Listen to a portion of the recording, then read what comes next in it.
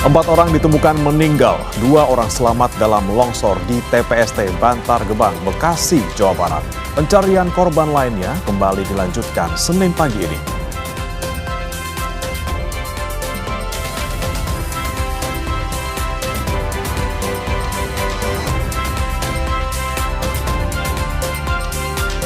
Akibat mati mesin, sebuah kapal tradisional terombang-ambing di perairan Pulau Pari, Kepulauan Seribu. 6 penumpang termasuk ABK berhasil dievakuasi.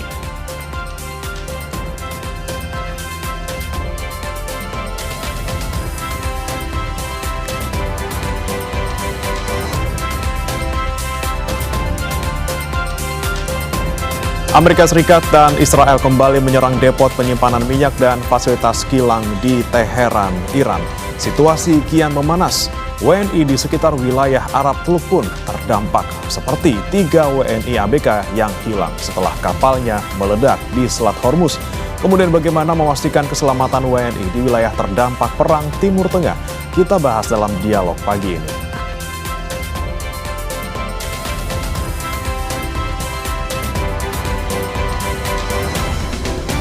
Televisi nasional Iran mengumumkan Mujtaba Khamenei sebagai pemimpin tertinggi Iran, menggantikan ayahnya Ayatollah Ali Khamenei yang terbunuh dalam serangan gabungan Amerika-Israel.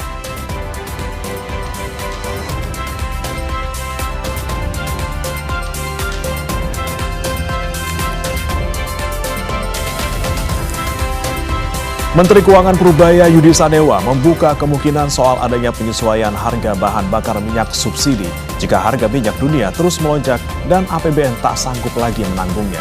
Selain itu, Purubaya juga singgung soal kemungkinan pangkas dana MBG. Kompas Bisnis nanti akan membahasnya.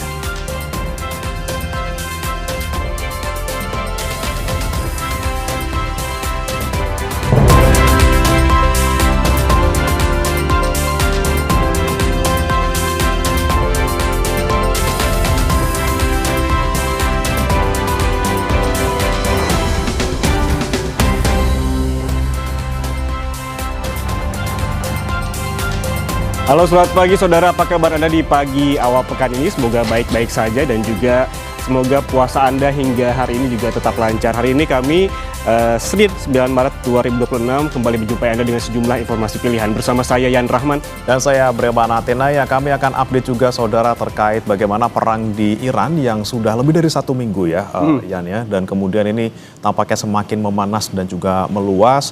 Apalagi kita sangat concern gitu dengan keselamatan WNI kita, baik yang di Iran maupun juga di negara-negara Arab Teluk di sebagian wilayah di Timur Tengah yang tentunya banyak juga yang terdampak saudara, karena banyak juga nih warga negara Indonesia yang merasakan setiap hari ada ledakan. Kemudian Anda juga melihat bagaimana gedung-gedung di sekitar mereka ini kemudian diserang ataupun meledak. Nah, apalagi yang kemarin Ian nih soal WNI yang ABK yang ada di Selat Hormuz ini kemudian sampai sekarang masih ditemukan atau dinyatakan hilang, walaupun kita belum tahu ya ini serangannya akibat serangan ataupun meledaknya karena yang lain kapalnya gitu. Oke, dan juga seperti Bre bilang tadi bahwa banyak sekali warga negara Indonesia yang berada di kawasan begitu yang memang menunggu juga untuk dievakuasi, bagaimana nantinya memang ada sejumlah skema yang diberikan oleh pemerintah. Sementara itu dampak di dalam negeri ada juga di ekonomi. Karena memang ini hingga saat ini terpantau terakhir ya tadi Bre,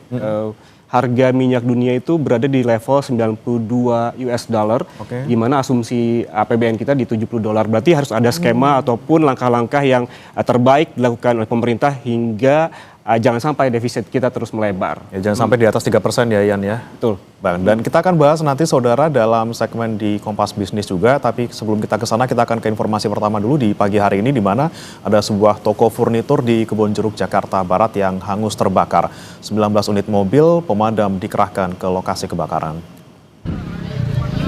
Lagi pada tidur semua orang. Astagfirullah. Astagfirullah. Kobaran api menghanguskan sebuah toko furnitur di Jalan Bang Pitung, Kelurahan Sukabumi Utara, Kebonjeruk, Jakarta Barat pada hari Minggu. Banyaknya material yang mudah terbakar membuat api dengan cepat menghanguskan seluruh isi toko. Bahkan 1 mobil dan 1 sepeda motor yang terparkir ikut terbakar. Mobil pemadam kebakaran dikerahkan ke lokasi. Tidak ada korban jiwa dalam peristiwa ini. Penyebab kebakaran masih dalam penyelidikan. Lagi pada tidur semua orang. Astagfirullah. Astagfirullah. Informasi selanjutnya, Saudara, akibat mati mesin, sebuah kapal terombang-ambing di perairan Pulau Pari, Kepulauan Seribu. Proses evakuasi berlangsung dramatis.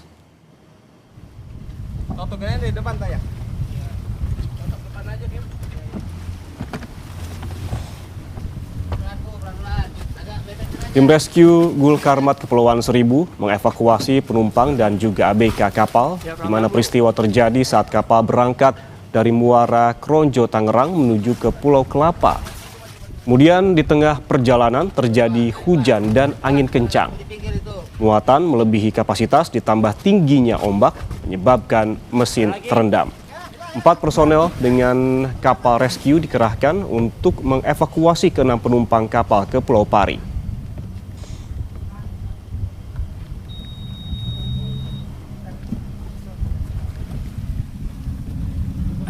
Dan juga kapal bermuatan lebih atau overload yang mengakibatkan air masuk ke dalam kapal dan mesin mati. Kejadian itu mengakibatkan kapal terombang-ambing lebih dari 30 menit dan penumpang menghubungi kami, pemadam kebakaran Pulau Pari, dan kami langsung meluncur ke tempat kejadian. Dan alhamdulillah kami berhasil menyelamatkan dan mengevakuasi penumpang yang ada. Sebuah mobil milik warga rusak tertimpa tembok pagar rumah dinas wali kota Cilegon. Tidak ada korban dalam peristiwa ini. Awas kabel listrik awas. Pagar jebol. Pagar rumah dinas loh. Tembok pagar sepanjang 50 meter dengan lebar 2 meter roboh menimpa sebuah mobil milik warga yang sedang terparkir. Selain merusak kendaraan, pagar yang ambruk juga memutus kabel instalasi sambungan internet warga. Diduga dinding beton itu roboh karena tak kuat menahan beban air yang turun pada saat hujan deras terjadi. Awas kabel listrik awas. Pagar. Rumah di dalam penuh air, Bang. Jadi nggak kuat temboknya ini nahan. Berapa meter panjangnya ini? Kalau panjang kurang lebih 50 ada? ada lah, Bang, kurang lebih. 50 meter? Ini mobil abang biasa diparkir di sini berarti? Iya. Kondisi mobil waktu tertimpa kosong atau? Kosong, baru 2 menit lah saya turun habis parkir itu. Kita ke informasi kriminal, Saudara. Sejoli nekat mencuri sepeda motor milik penghuni rumah indekos di kawasan Dukuh Kupang Barat, Surabaya. Mereka beraksi dengan modus berpura-pura tanya kamar kos.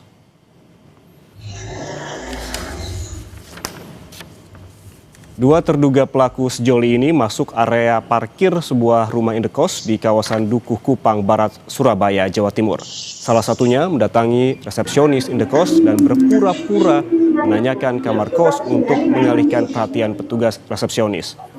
Saat itu, terduga pelaku lainnya merusak kunci salah satu sepeda motor milik penghuni indekos hingga keduanya kabur membawa motor curian.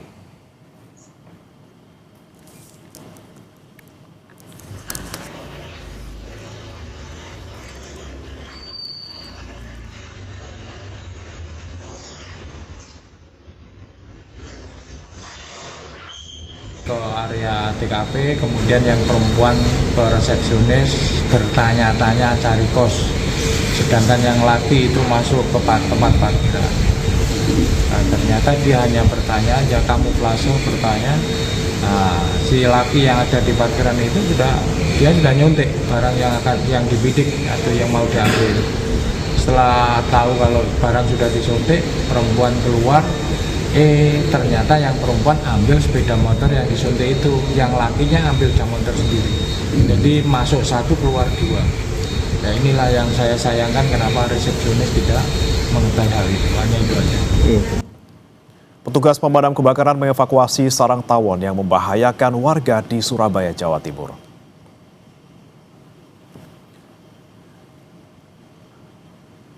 Petugas damkar menggunakan pakaian pelindung diri saat melakukan proses evakuasi sarang tawon jumbo di atas pohon anggur milik warga Ploso, Jawa Timur. Sarang tawon akhirnya dimusnahkan agar tidak lagi mengganggu aktivitas warga.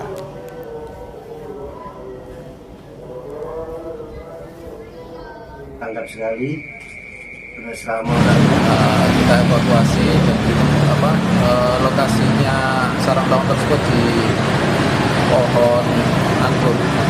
Kita evakuasi, kita pakai kita bakar depan. Alhamdulillah bisa terevakuasi dengan baik. Memang untuk sarang tawon Vespa ini cukup berbahaya dan meresahkan warga, jadi warga harus hati-hati. Saudara, kasus saling lapor antara pemilik restoran Bibi Kelinci, Nabila O'Brien, dengan gitaris Zendi Kusuma berakhir damai. Sebelumnya justru sang pemilik restoran ditetapkan menjadi tersangka.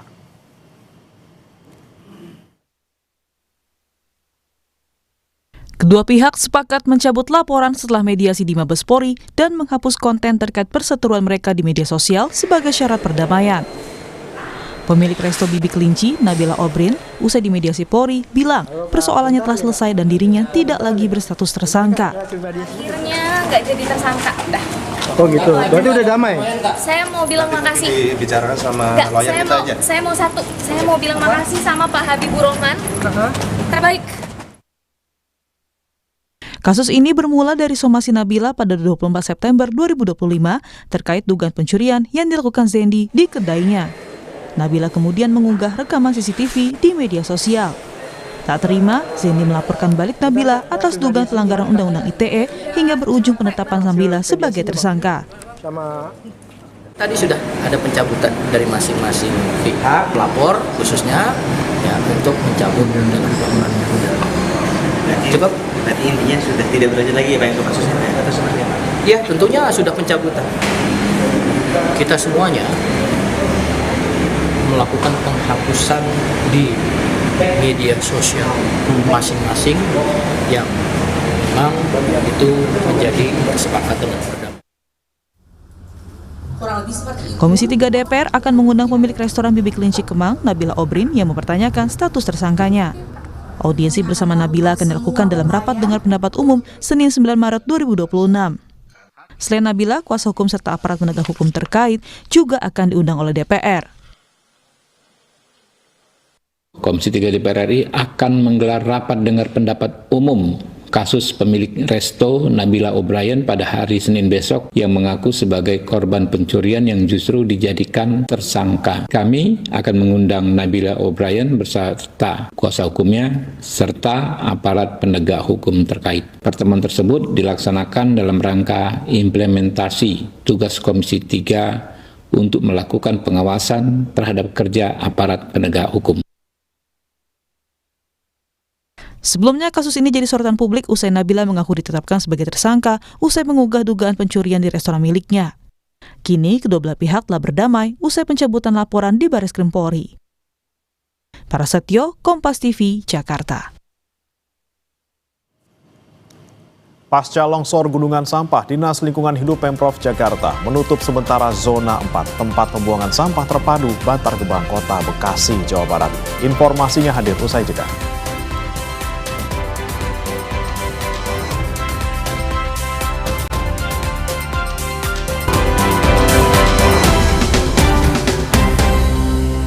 Saudara, hingga Minggu malam kawasan Priuk Damai Kota Tangerang masih terendam banjir. Warga terpaksa mengungsi.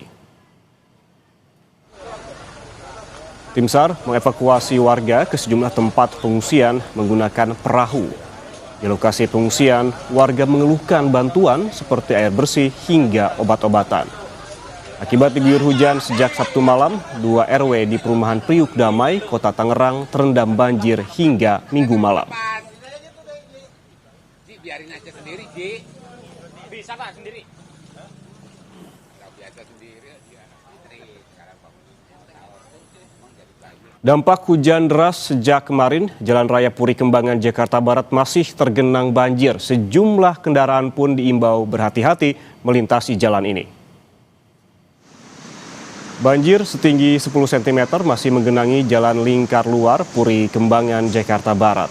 Imbasnya, pengendara harus mengantre untuk melewati lajur yang lebih kering. Untuk mengurangi kemacetan, polisi memberlakukan rekayasa lalu lintas.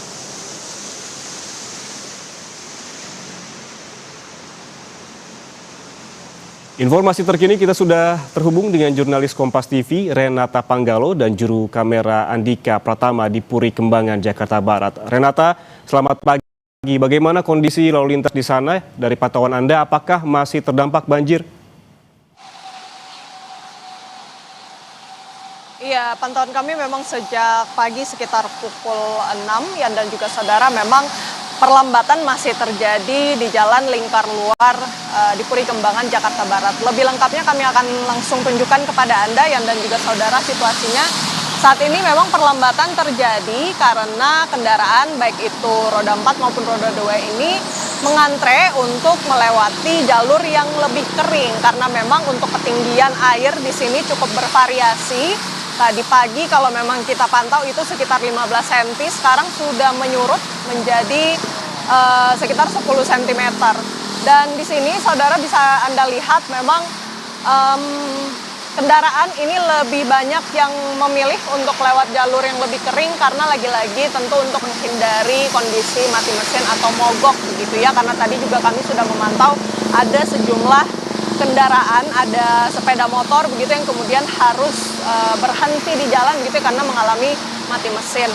Nah, untuk menghindari kepadatan dari kepolisian ini sudah melakukan rekayasa lalu lintas yang dimana kalau yang Anda perhatikan di sana dan juga saudara di situ ada jalur exit tol yang dimana exit tol ini bisa dipergunakan untuk kendaraan yang kemudian ingin mengarah atau masuk ke dalam tol ini bisa baik itu sepeda motor ataupun kendaraan roda 4 tentunya untuk menghindari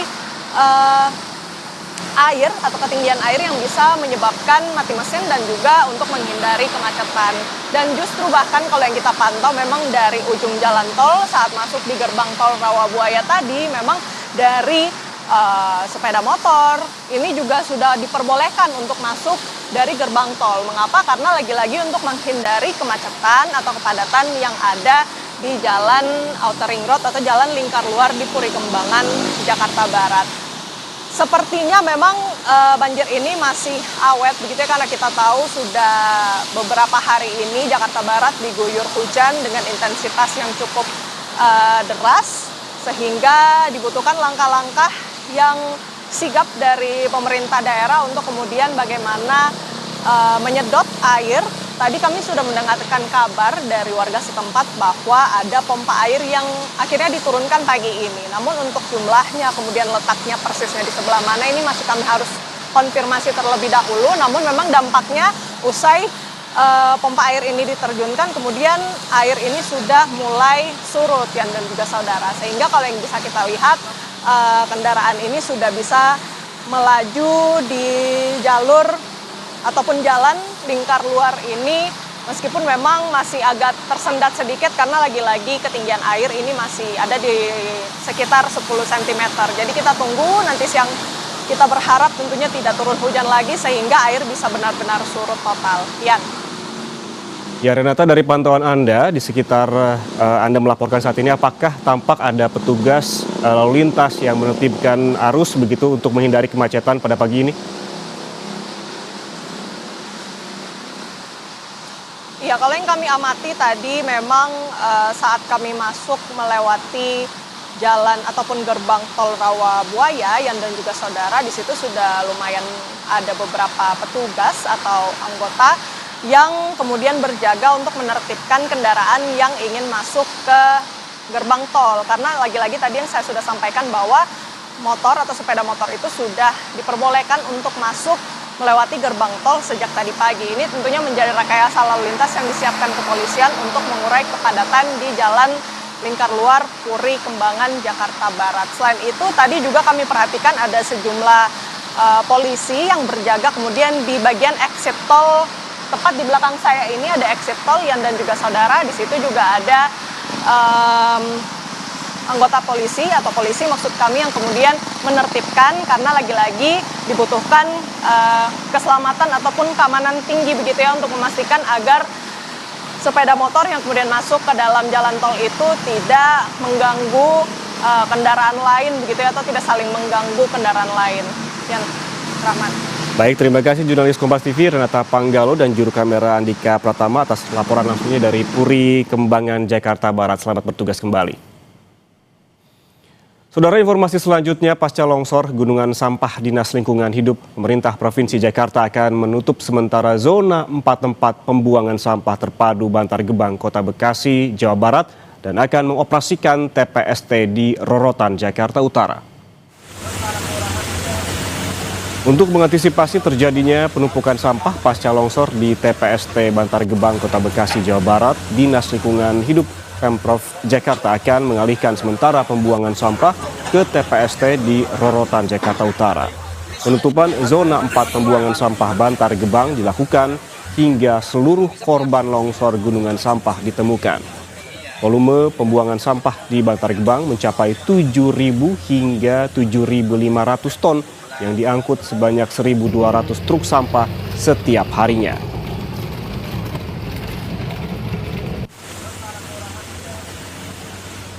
Kita sedang berupaya juga membuka titik buang baru yang mudah-mudahan memang bisa mengantisipasi terjadinya penumpukan sampah di Jakarta. Ini sedang kita upayakan. Dan mudah-mudahan besok juga RDF Rorotan sudah bisa beroperasi walaupun memang kapasitasnya belum penuh karena memang kita juga masih menjaga terhadap truk-truk sampah yang akan buang ke RDF Rorotan tersebut. Dan yang ditutup hanya dampak karena sudah bisa melakukan evakuasi.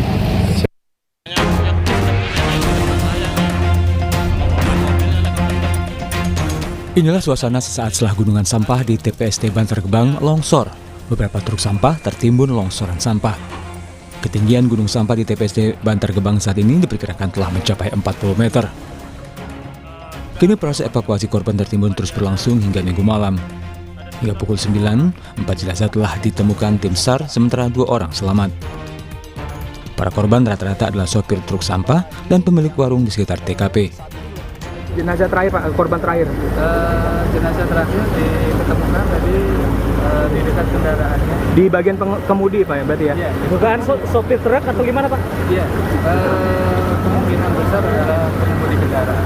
Sementara data yang ada di kami 4 orang. Meninggal semua Pak? 4 orang meninggal.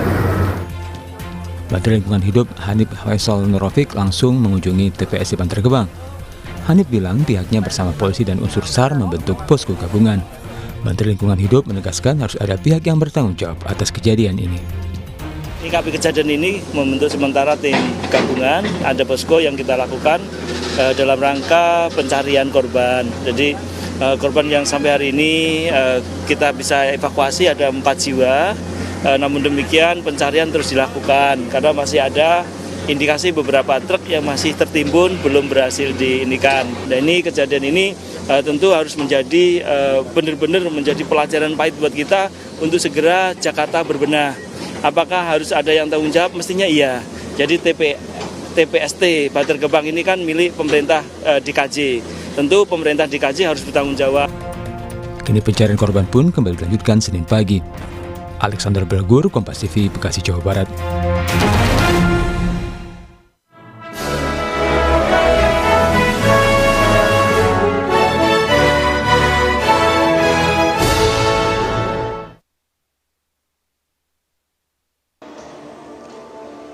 Mahkamah Agung menyelenggarakan pameran Kampung Hukum 2026. Kegiatan ini digelar untuk mendekatkan lembaga peradilan dan negara kepada masyarakat luas, khususnya mahasiswa dan pelajar.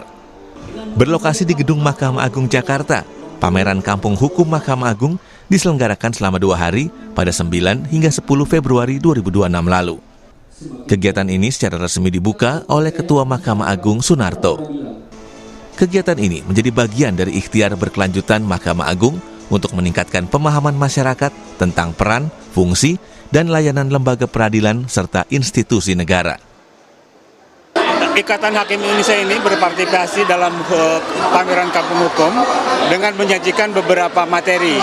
Bagaimana publik lebih mengenal IKHI, Hakim Indonesia, dan mereka juga bagaimana bisa care terhadap Hakim Indonesia sehingga menjadi pendorong bagi Hakim Indonesia untuk selalu mempertahankan integritas dan meningkatkan profesionalisme.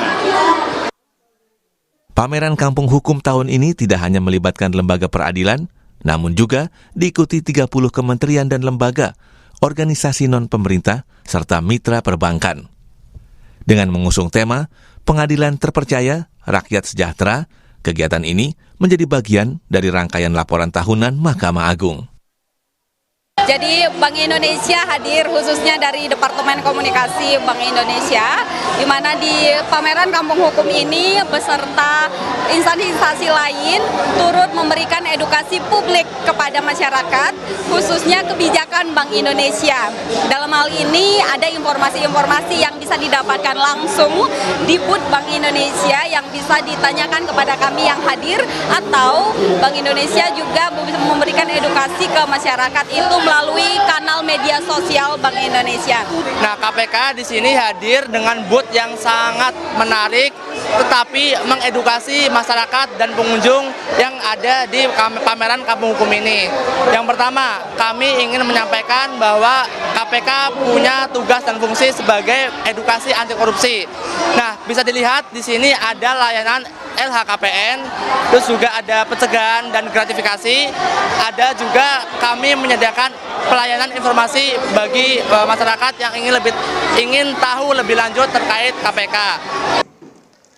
Melalui Kampung Hukum Mahkamah Agung 2026, MA berharap dapat meningkatkan literasi hukum masyarakat sekaligus memperkuat transparansi lembaga peradilan serta membangun kepercayaan publik terhadap lembaga peradilan di Indonesia. Tim Liputan Kompas TV.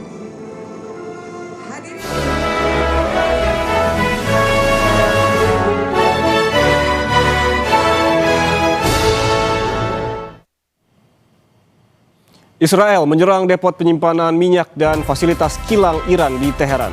Situasi kian memanas, WNI di sekitar wilayah Arab Teluk pun terdampak, seperti 3 WNI ABK yang hilang setelah kapalnya meledak di Selat Hormuz. Lalu, bagaimana memastikan keselamatan WNI di wilayah terdampak Perang Timur Tengah? Kita bahas usai jeda.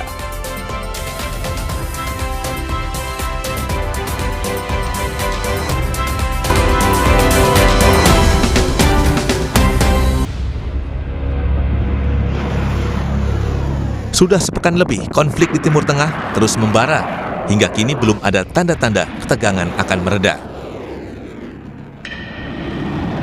Alih-alih menempuh jalur diplomasi, Amerika Serikat, Israel, dan Iran justru semakin gencar memamerkan kekuatan tempur. Situasi ini menimbulkan kekhawatiran konflik yang lebih meluas di kawasan Timur Tengah. Di tengah konflik yang berlangsung, 5 warga negara Indonesia menjadi korban kapal takbot Musafa II berbendera Uni Emirat Arab yang terbakar dan tenggelam di Selat Hormuz antara perairan Uni Emirat Arab dan Oman. Juru bicara Kementerian Luar Negeri, Yvonne Wewengkang, bilang kondisi 2 WNI yang terluka sudah mendapat perawatan di Rumah Sakit Oman dan Abu Dhabi. Sementara 3 WNI lainnya masih dalam pencarian. Berdasarkan saksi mata, Musafa II mengalami ledakan yang menyebabkan kapal terbakar. Pada saat kejadian, 4 WNI ABK berada di kapal Musafa II dan 1 WNI teknisi sedang berada di kapal kontainer Safin Prestige. Status para WNI yaitu 1 WNI ABK mendapat perawatan luka bakar dan sedang berada di Rumah Sakit Kota Kazab, Oman, dan 1 WNI teknisi yang selamat telah berada di Kota Abu Dhabi, sementara 3 WNI ABK masih terus diupayakan pencarian oleh otoritas setempat. Konflik antara AS Israel dengan Iran semakin memanas. Situasi ini memicu kekhawatiran keluarga WNI yang ada di Timur Tengah. Keluarga berharap anggota keluarga mereka di Timur Tengah bisa kembali pulang ke tanah air. Hosniah, warga Kapongan, Situbondo, Jawa Timur ini merasa khawatir karena sang adik, Sri Wahyuningsih, bekerja sebagai pekerja migran di Timur Tengah.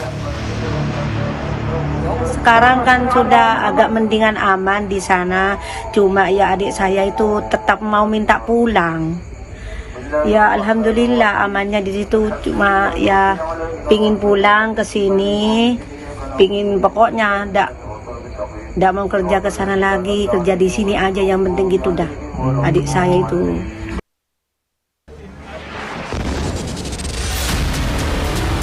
Hingga kini, pemerintah telah mengevakuasi 32 warga negara Indonesia dari Iran ke Baku, Azerbaijan. Pemerintah mencatat ada 329 warga Indonesia yang menetap di Iran. Dubes RI untuk Azerbaijan, Berlian Helmi, bilang 32 WNI dari Iran diterbangkan ke Indonesia sebagai evakuasi tahap pertama. 32 WNI yang dievakuasi diperkirakan tiba di Indonesia pada Senin sore. Saat ini WNI kita berada di transit di Kota Baku, di Hotel Kafkas yang sudah kita siapkan dan sudah kita sediakan. Nah, dengan logistik, transportasi, dan kesiapan untuk berangkatnya besok dengan tiket yang sudah di tangan, tinggal kita pendampingan, pengawalan untuk sampai tiba dengan selamat, sehat, semuanya dan lancar di tanah air. Sudah kita siapkan semuanya, Mas. Oke, rencana pukul berapa estimasi tiba di Indonesia, Pak Berlian? Ya, kita menggunakan rute udara dari Baku itu berangkat jam 10 malam melalui Istanbul. Dengan pesawat Turkish, jadi ketibaan kemungkinan berangkat jam 10 malam, transit di Istanbul. Setelah dari Istanbul nanti akan lanjut ke tanah air Jakarta, itu diperkirakan sore ya Mas, ya, kemungkinan ya, jika tidak ada halangan di Istanbulnya terutama. Tapi kalau dari Bakunya udah on schedule. Ya, oke, insya Allah sore hari 32 warga negara Indonesia yang dievakuasi dari Timur Tengah ini akan tiba di tanah air. Saya ingin pastikan dulu apakah kemudian untuk jalur udara yang kemudian nanti akan dilintasi ini sudah dapat dipastikan aman, Pak Berlian? Ya, kita sudah melihat, mempelajari dan mengamati sejauh ini dari pengalaman sebelum-sebelumnya dari lintasan udara yang menggunakan rute utara, yaitu melalui Turki, kan kemudian dari Turki ke tanah air melalui jalur utara juga, sejauh ini masih posisi yang relatif aman. Sebagai langkah perlindungan terhadap WNI yang saat ini masih berada di kawasan terdampak perang Amerika Serikat, Israel dengan Iran, Kementerian Luar Negeri membentuk tim respons krisis. Tim ini akan memantau perkembangan situasi konflik secara intensif. Dengan begitu, pemerintah dapat bergerak cepat untuk melindungi WNI jika kondisi keamanan memburuk. Tim Liputan Kompas TV. Situasi terbaru dari Iran, Saudara. Televisi nasional Iran mengumumkan Mojtaba Khamenei sebagai pemimpin tertinggi Iran menggantikan ayahnya, Ayatollah Ali Khamenei, yang terbunuh dalam serangan gabungan Amerika Serikat Israel. Pengumuman Mojtaba Khamenei yang berusia 56 tahun sebagai pemimpin tertinggi disambut rakyat Iran.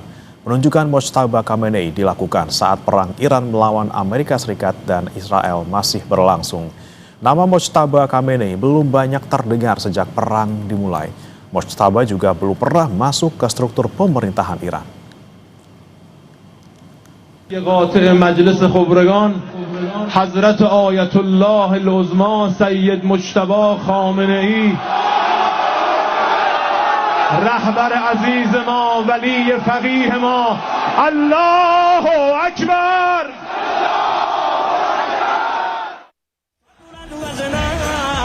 Mojtaba Khamenei juga akan menjabat sebagai panglima tertinggi militer dan garda revolusi Iran. Sebagai Ayatullah, Mojtaba Khamenei juga memiliki wewenang atas kelanjutan pengayaan uranium Iran. Mojtaba terpilih atas putusan Majelis Pakar yang beranggotakan 88 ulama Iran yang bertugas memilih pemimpin tertinggi.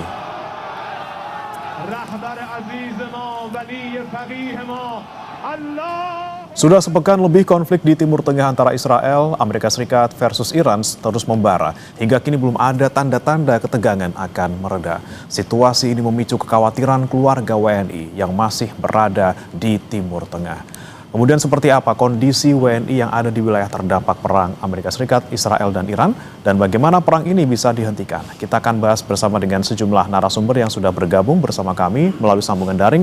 Ada Josephine Karsiana, warga negara Indonesia yang tinggal di Dubai, Uni Emirat Arab, serta pakar hubungan internasional Presiden University, Teguh Reza Shah. Selamat pagi, Mbak Josephine dan juga Pak Teguh. Selamat pagi. Selamat pagi, salam dari Bandung. Baik, saya mau ke Mbak Josephine terlebih dahulu. Mbak Josephine, bagaimana nih kondisi Mbak di sana dan juga seperti apa kondisi di Dubai paling tidak selama beberapa hari terakhir? Ini kabarnya kemarin sempat ada ledakan lagi di dekat tempat Anda. Betul, Mas. Saya sendiri alhamdulillah sehat, tidak terlalu panik karena sudah banyak himbauan dari pemerintah kalau misalnya pun ada serangan rudal, kita diberitahukan kayak menerima semacam alert gitu dari pemerintah bahwa ada kemungkinan penyerangan misil kayak rudal di beberapa daerah. Itu dia setiap daerah tuh menerima alert yang berbeda-beda. Jadi yang saya kabarin Mas Bre kemarin hari Sabtu, kami menerima alert lagi jam 8 malam pas lagi makan malam. Lalu tiba-tiba mendengar suara dentuman gitu ya, sekiranya kayak 1 kilometer away from where I had my dinner. Dari situ langsung lumayan panik dan terdengar cukup besar. Ternyata itu 1 kilometer yang saya jelaskan tadi. Jatuh ke jalan raya dan ya ada korban sih Mas 1. Tapi korban ini dari informasi yang Anda terima ini bukan dari warga negara Indonesia tapi ya, Mbak? Bukan, itu sepertinya jatuhnya tuh di jalan. Jadi yang terkena itu pengemudi taksi dengan dari Pakistani nationality. Baik, nah kemudian ini kan kondisinya masih belum sepenuhnya kondusif Mbak. Kemudian bagaimana sih sebenarnya aktivitas warga di sana? Apakah ada pembatasan? Tapi kalau Anda bilang tadi sempat dinner gitu ya, kemudian tiba-tiba ada ledakan di 1 kilometer dari tempat Anda. Seperti apa kemudian pembatasan ataupun juga aktivitas di sana Mbak? Sebenarnya kalau di Dubai itu sendiri kami itu tetap melakukan kegiatan seperti biasa Mas Bre, kayak keluar kerja, masih ke mall, masih ke supermarket, sempat ada panic buying di hari pertama dan kedua, lalu pemerintah dengan aktif memberitahukan bahwa tidak perlu adanya panic buying, jadi itu sempat di supermarket itu beberapa shelf itu kayak tisu, air itu benar-benar kayak kosong. Setelah kita semua juga lihat di sosial media, pemerintah di sini mencoba untuk menenangkan kami semua dengan mereka sendiri juga keluar, ruler of Dubai keluar ke Dubai Mall, lalu mereka mendatangi juga acara iftar di salah satu hotel. Jadi kami sendiri di sini merasa aman gitu untuk melakukan kegiatan seperti biasa, tapi memang kenyataannya setiap hari masih menerima alert atau peringatan ketika adanya serangan, ada kemungkinan serangan. Ya, jadi seperti itu sih Mas, setiap hari kita terima alert kayak 1 dan 2 kali tetap mendengar suara dentuman, 1 sampai 2 kali sehari gitu. Baik, masih ada terus ledakan dan juga dentuman di tempat Anda. Saya mau ke Pak Teguh. Pak Teguh, ini kondisi di Dubai tadi sudah kita dengar bersama-sama masih belum sepenuhnya aman. Apalagi kemudian yang di Iran nih, Pak Teguh. Memang sudah ada evakuasi ataupun tahapan evakuasi pertama yang dilakukan oleh Kementerian Luar Negeri untuk 32 WNI yang ada di Iran dan sudah tiba di Baku, kalau tadi dari informasi terbarunya. Nah, kemudian dengan dinamika konflik yang seperti ini, Pak Teguh, apakah kemudian evakuasi ini perlu dipercepat segera untuk seluruh WNI yang ada di Iran? Saya pikir Kedutaan Besar Indonesia itu sudah terbukti sangat profesional ya. Mereka terbiasa menangani hal ini, kemudian mereka terbiasa berhubungan dengan pusat itu secara otomatis dengan Jakarta. Kemudian mereka juga terbiasa berinteraksi dengan aktor-aktor di lapangan, aktor-aktor formal maupun aktor-aktor informal, dan mereka sudah otomatis mempersiapkan yang terbaik untuk warga negara Indonesia. Karena ini adalah tanggung jawab negara. Kita mendirikan negara ini dengan tujuan melindungi segenap bangsa Indonesia dan tumpah darah Indonesia. Dan saya pikir Kementerian Luar Negeri adalah salah satu kementerian yang terbaik di Indonesia yang memahami konstitusi tersebut. Dan insan-insannya sudah terbiasa bekerja dalam kondisi kritis dan krisis, dan saya tidak punya keraguan sedikit pun bahwa mereka akan berkinerja dengan sangat baik. Ya, cuman masalahnya adalah kondisi ini terus berkembang ya. Kalau kita perhatikan di Iran ya, ini sudah hari ke-9 dan otomatis kejadian di Iran itu berdampak kepada lingkungan sekitarnya. misalnya dengan diledakkannya Shahran Oil Depot dan fasilitas desalinasi, itu sudah mengakibatkan kematian sekitar 1.335 jiwa di Iran, dan ini adalah pelanggaran berat atas hukum perang, atas pelanggaran atas hukum humanitar internasional yang melarang keras penghancuran atas objek sipil, infrastruktur vital, dan benda cagar budaya. Jadi yang sangat membuat Iran terpukul adalah ini kejadian ini pada saat Iran sedang mengupayakan memilih seorang ayatollah. Jadi ini sangat menyesakkan hati Iran, apalagi pemerintah Israel mengatakan akan terus menyerang Iran dan akan terus menyerang mereka yang memilih tokoh ayatollah baru ini, dan juga akan menyasar ayatollah tersebut. Jadi kalau ini yang terjadi, saya pikir Iran senantiasa berada pada posisi siap siaga. Kemudian siap siaga ini juga semakin penting bagi Iran karena Presiden Amerika Serikat senantiasa memerintahkan Iran untuk menyerah tanpa syarat. Dan selanjutnya Amerika Serikat akan mengendalikan pangkalan militer Iran, kemudian fasilitas nuklir Iran, dan juga akan mengendalikan juga uranium yang diperkaya tersebut. Dan ini sangat-sangat menyakitkan hati Iran. Mereka adalah suatu bangsa yang besar yang sudah berdiri 3.000 tahun dan dipermainkan oleh negara yang baru berusia 250 tahun.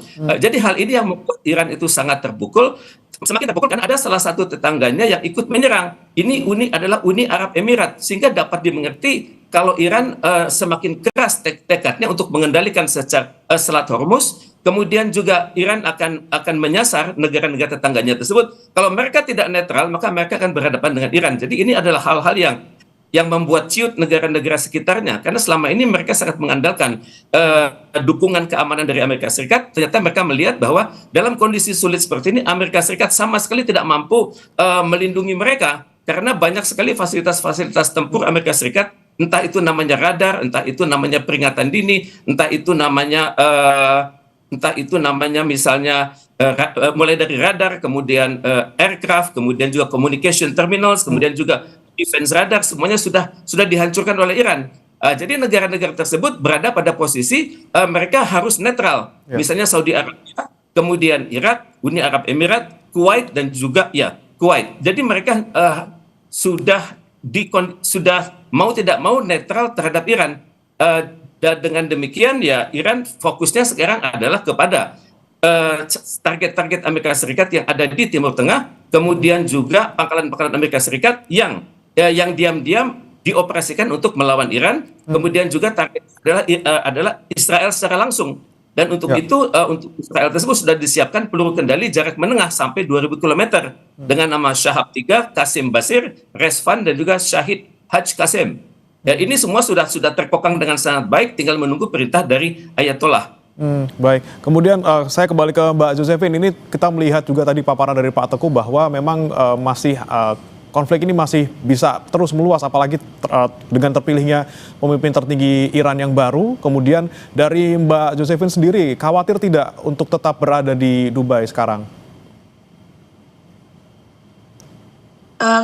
Khawatir sih selalu harus ada sih sebenarnya, Mas, walaupun dianjurkan bahwa it's safe. Tapi ketika kami tidak terbiasa dengan bunyi-bunyi ledakan-ledakan yang cukup besar, lalu bunyi-bunyi alarm yang berdering di handphone kami beberapa kali dalam sehari, pastinya itu membuat kami semua panik sih, Mas.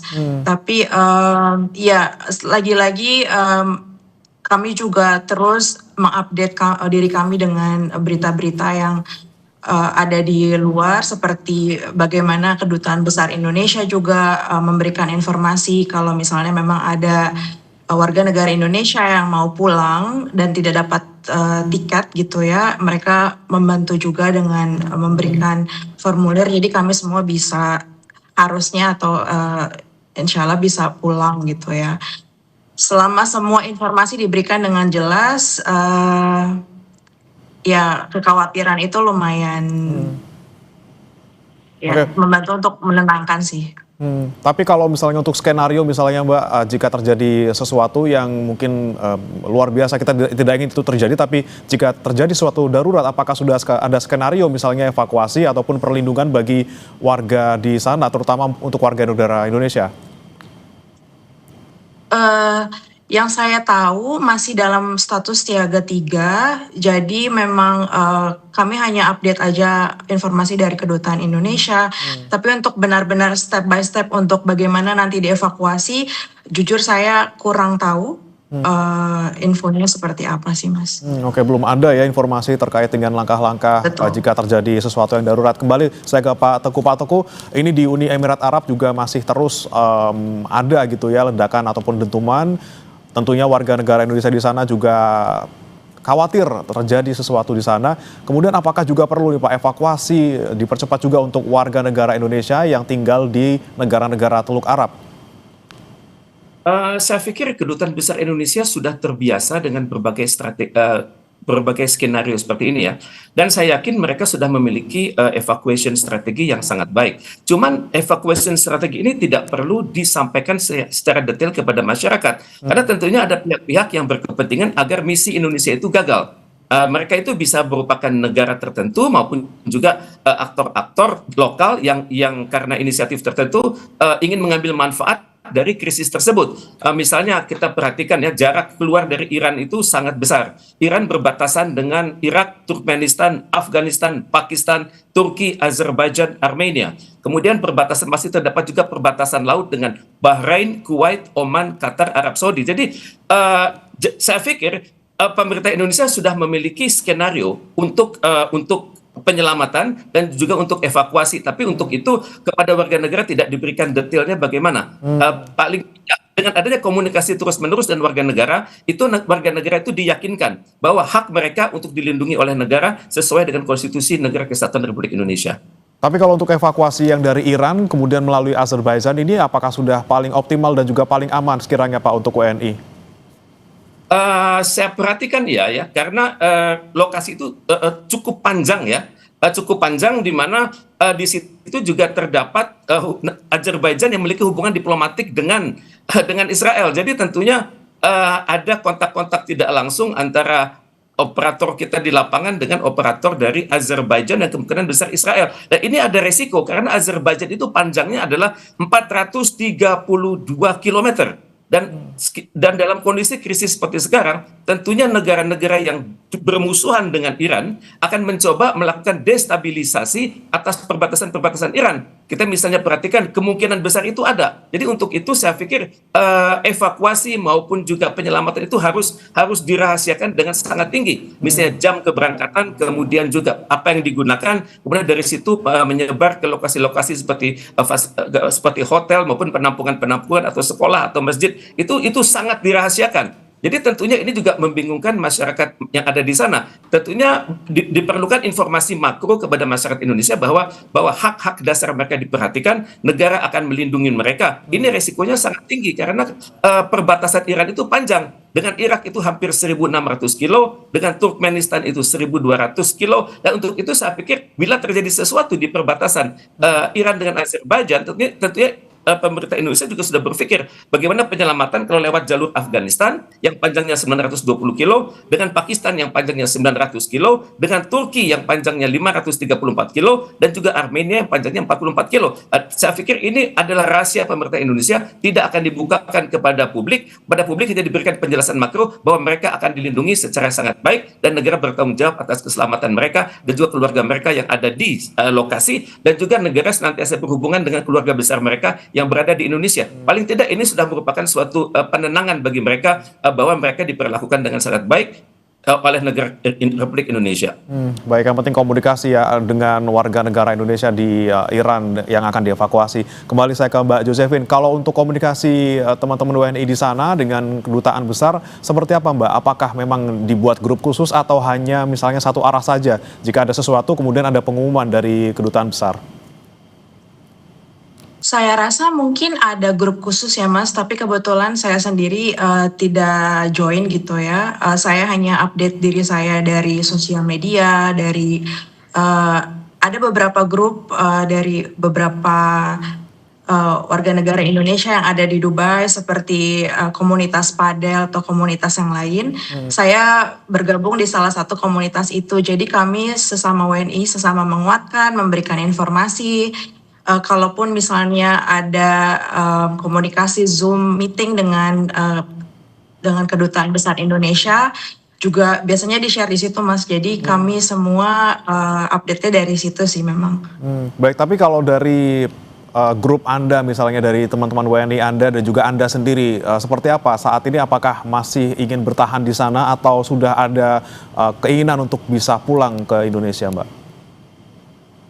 Kebanyakan untuk teman-teman warga negara Indonesia yang ada di sini, yang ada di grup saya itu, yang bisa bekerja lagi online gitu ya, work from home, ketika airport sudah dibuka, kebanyakan mereka memilih untuk pulang. Apalagi yang anak-anaknya sudah libur sekolah, hari ini sekolah udah mulai libur, jadi mereka memilih untuk pulang. Tapi seperti kami yang kerja di sektor pariwisata dan perhotelan, kehadiran kami masih diperlukan gitu, Mas. Jadi kami masih tetap bekerja dan tetap bertahan di sini.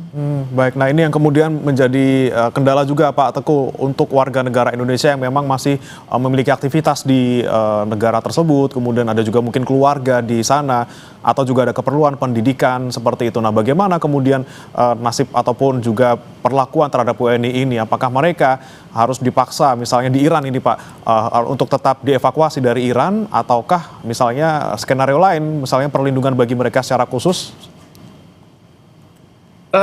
Saya perhatikan kalau mereka itu lapor kepada Kedutaan Besar RI, menjelaskan di mana mereka berada, berapa lama mereka akan berada di situ, kemudian di mana lokasi pekerjaan, siapa pimpinan mereka di sana, saya pikir mereka akan terdata dengan baik. Tapi saya pikir Kedutaan Besar Indonesia tidak memilah-milah siapa yang terdata maupun tidak terdata, tapi semua dicari datanya.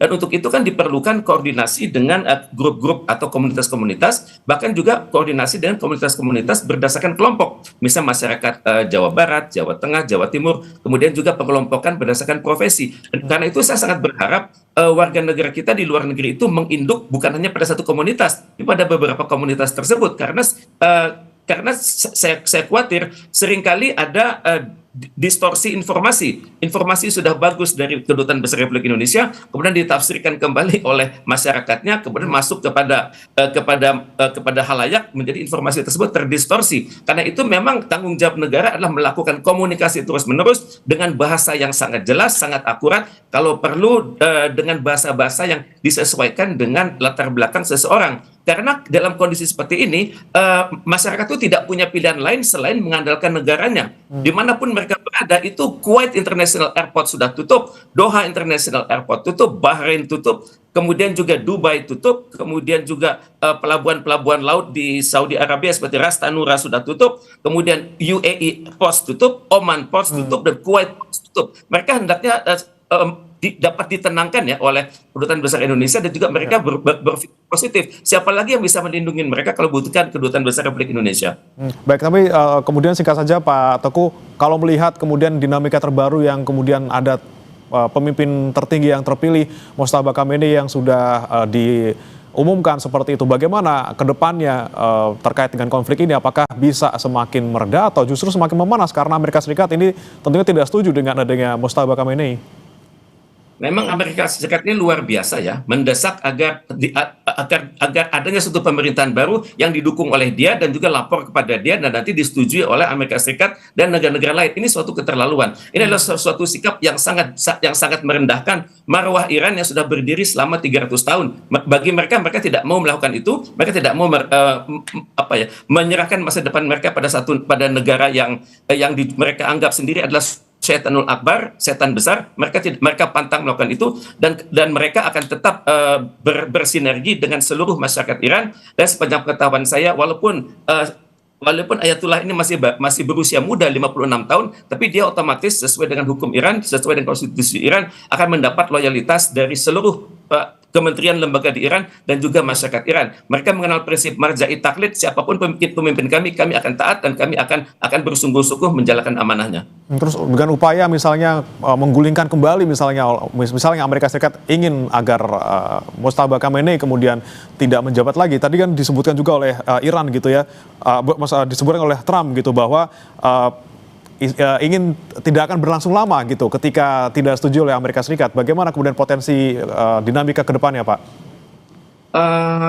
Trump memang senantiasa berupaya agar pemerintahan itu jatuh. Karena sesuai hukum internasional, kalau negara itu tidak mampu menjalankan tanggung jawab kenegaraannya, walaupun dia memiliki wilayah luas, walaupun dia memiliki penduduk yang jelas dan memiliki pengakuan diplomatik, tapi kalau dianggap tidak mampu, maka negara tersebut akan dinistakan dan juga dikuasai pelan-pelan. Dapat dikuasai pelan-pelan karena perbatasan Iran itu sangat panjang. Perbatasan dengan Irak 1.600 kilo, Turkmenistan 1.200 kilo, Afghanistan 921 kilo, Pakistan hampir 1.000 kilo, dengan Turki 534 kilo. Jadi perbatasan Iran yang panjang itu walaupun diisi oleh gunung-gunung terjal, gunung-gunung dengan perbukitan yang terjal, itu tetap merupakan sasaran. Dan walaupun ini merupakan benteng bagi Iran, tapi juga merupakan sasaran untuk pendaratan pasukan lintas udara yang Iran hendaknya waspada bahwa perbatasan darat maupun laut itu, walaupun itu adalah simpul-simpul pertahanan, tapi juga simpul-simpul resiko. Karena itu juga Iran hendaknya berhati-hati dengan masyarakat-masyarakat di perbatasannya yang dapat dikatakan masyarakat minoritas di Iran tersebut. Baik, masyarakat di perbatasan yang kemudian harus diperhatikan agar tidak terkena ataupun tidak menjadi dampak dari serangan dari Amerika Serikat maupun Israel. Terakhir saya mau ke Mbak Josephine, harapan Anda untuk keamanan dan juga mungkin bagi WNI yang ada di Dubai terkait dengan kondisi terkini saat ini seperti apa, Mbak? Pastinya kami mengharapkan untuk kondisi semakin membaik ya Mas. Semoga kami juga bisa, karena ini juga masih bulan puasa di sini ya. Semoga semuanya itu fokus dengan lagi-lagi puasanya, atau kami bisa fokus dengan pekerjaannya, keluarga kami dan segala macamnya. Jadi semoga ini eskalasinya tidak meninggi dan kami bisa melakukan kegiatan secara normal gitu ya Mas Bre, dan aman aja gitu. Dan kami mau memastikan juga keluarga nggak panik gitu di rumah. Karena kami juga kalau misalnya di sini khawatir ditambah dengan kepanikan keluarga di rumah yang jadi double gitu khawatirnya dan paniknya double gitu. Jadi semoga sih membaik ya Mas Bre. Oke, itu harapan kita bersama, konflik dan juga eskalasi di wilayah Timur Tengah bisa segera mereda dan juga WNI tentunya dalam keadaan aman. Terima kasih Mbak Josephine Karsiana, warga negara Indonesia di Dubai, Uni Emirat Arab, dan juga Pak Teguh Reza Syah, pakar hubungan internasional dari Presiden University, sudah bergabung bersama kami di Sapa Indonesia Pagi. Selamat pagi. Terima kasih pagi. Jangan beranjak saudara, kami akan kembali dengan informasi lainnya di Sapa Indonesia Pagi, di mana Polresta Bengkulu menggerebek rumah yang menjadi lokasi produksi miras oplosan.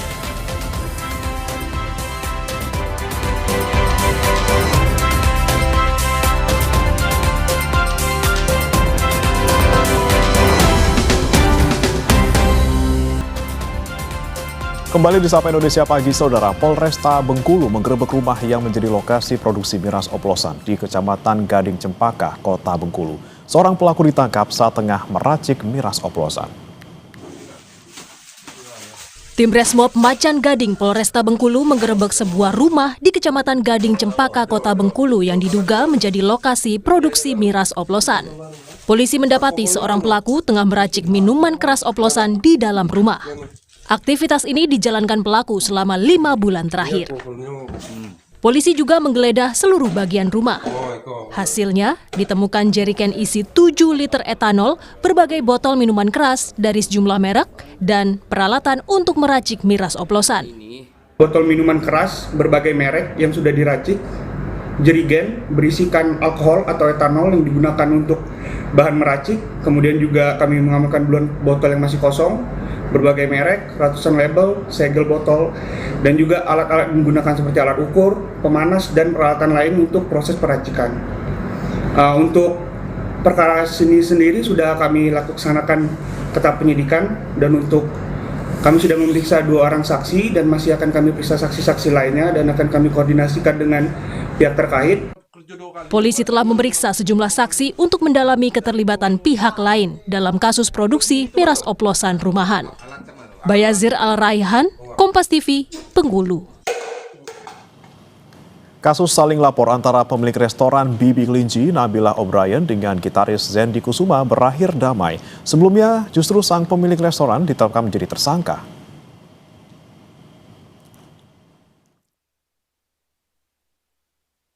Kedua pihak sepakat mencabut laporan setelah mediasi di Mabes Polri dan menghapus konten terkait perseteruan mereka di media sosial sebagai syarat perdamaian. Pemilik resto Bibi Kelinci, Nabila O'Brien, usai dimediasi Polri, bilang persoalannya telah selesai dan dirinya tidak lagi berstatus tersangka. Akhirnya nggak jadi tersangka, dah. Oh gitu, berarti udah damai? Saya mau bilang makasih. Bicarakan sama lawyer kita aja. Saya mau bilang makasih sama Pak Habibur Rahman, terbaik. Kasus ini bermula dari somasi Nabila pada 24 September 2025 terkait dugaan pencurian yang dilakukan Zendi di kedainya. Nabila kemudian mengunggah rekaman CCTV di media sosial. Tak terima, Zendi melaporkan balik Nabila atas dugaan pelanggaran Undang-Undang ITE hingga berujung penetapan Nabila sebagai tersangka. Tadi sudah ada pencabutan dari masing-masing pihak, pelapor khususnya ya untuk mencabut dengan laporan yang sudah. Cukup? Berarti intinya sudah tidak berlanjut lagi ya Pak untuk kasusnya atau seperti apa? Ya tentunya sudah pencabutan. Kita semuanya melakukan penghapusan di media sosial masing-masing yang memang itu menjadi kesepakatan dan perdamaian. Komisi 3 DPR akan mengundang pemilik restoran Bibi Kelinci Kemang, Nabila O'Brien, yang mempertanyakan status tersangkanya. Audiensi bersama Nabila akan dilakukan dalam rapat dengar pendapat umum Senin 9 Maret 2026. Selain Nabila, kuasa hukum serta aparat penegak hukum terkait juga akan diundang oleh DPR. Komisi 3 DPR RI akan menggelar rapat dengar pendapat umum kasus pemilik resto Nabila O'Brien pada hari Senin besok yang mengaku sebagai korban pencurian yang justru dijadikan tersangka. Kami akan mengundang Nabila O'Brien beserta kuasa hukumnya serta aparat penegak hukum terkait. Pertemuan tersebut dilaksanakan dalam rangka implementasi tugas Komisi 3 untuk melakukan pengawasan terhadap kerja aparat penegak hukum. Sebelumnya, kasus ini jadi sorotan publik usai Nabila mengaku ditetapkan sebagai tersangka usai mengunggah dugaan pencurian di restoran miliknya. Kini, kedua belah pihak telah berdamai usai pencabutan laporan di Barreskrim Polri. Prasetyo, Kompas TV, Jakarta. Tiongkok melalui Menteri Luar Negeri Wang Yi menyerukan penghentian segera perang antara Iran, Amerika Serikat, dan Israel. Tiongkok mendesak semua pihak kembali ke meja perundingan. Informasinya hadir usai jeda.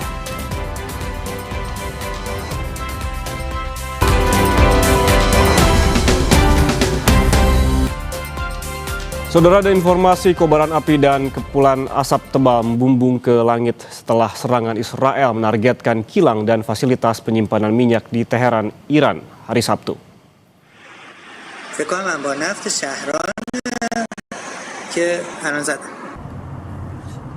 Israel mengklaim telah menyerang beberapa kompleks penyimpanan bahan bakar yang digunakan angkatan bersenjata Iran di Teheran.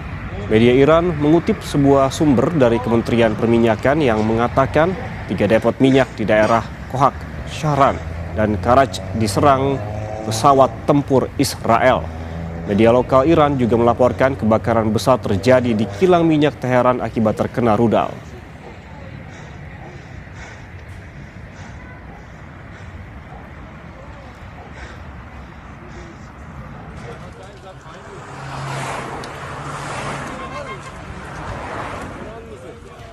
Berikut ini adalah visual lain dari serangan Israel ke lokasi penyimpanan minyak Iran, di mana Israel mengklaim telah menyerang beberapa kompleks penyimpanan bahan bakar yang digunakan angkatan bersenjata Iran di Teheran.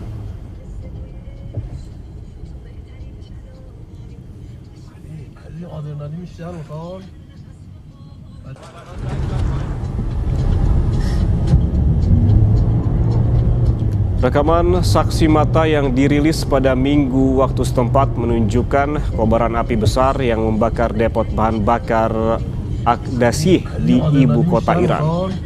Reuters mengonfirmasi lokasi video itu terjadi di Teheran. Pemerintah Iran melaporkan serangan ke sejumlah depot minyak pada 7 Maret. NASA Firms mendeteksi aktivitas termal yang mengacu pada lokasi gudang bensin Aqdasiyeh.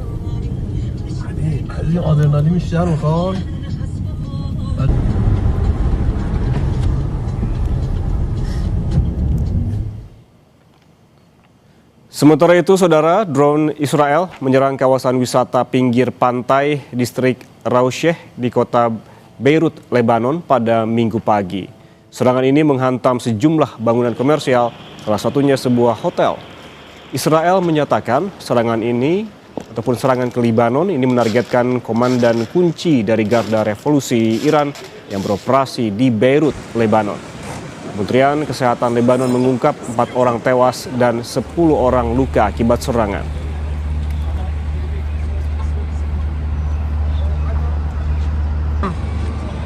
كنا نايمين وطلع دبكة قوية حسيناها عنا بالأولى يعني صراحة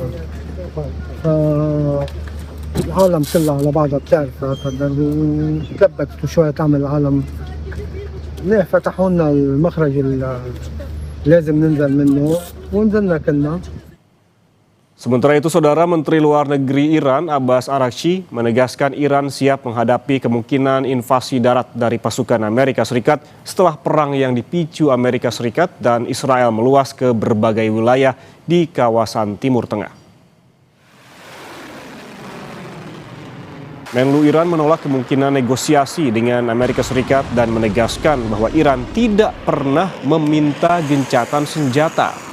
Menlu Iran dengan tegas menolak anggapan Iran takut dengan potensi invasi darat Amerika Serikat dan menekankan kesiapan dan kepercayaan diri Iran dalam mempertahankan kedaulatannya.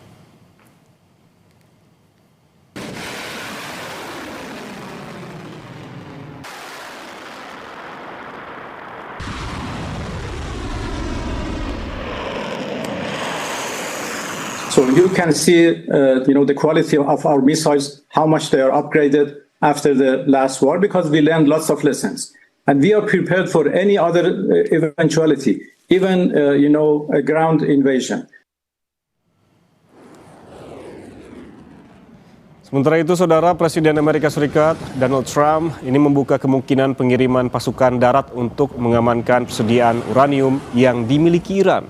Sejumlah analis militer berpendapat serangan udara saja tidak akan cukup untuk menghancurkan kemampuan militer Iran atau mencegah pengembangan senjata nuklir. Menanggapi hal ini, Trump tidak menampik kemungkinan pengerahan kekuatan darat secara penuh.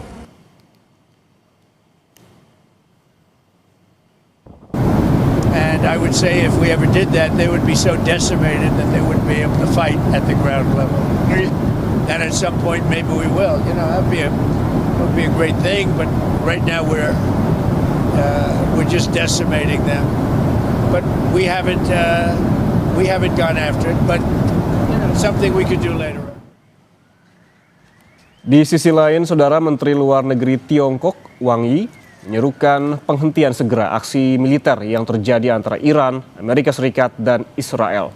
Wang Yi mendesak semua pihak kembali ke meja perundingan. Pernyataan ini disampaikan Wang Yi di sidang tahunan Kongres Rakyat Nasional. Tiongkok menegaskan kekerasan bukan solusi, menimbulkan krisis baru.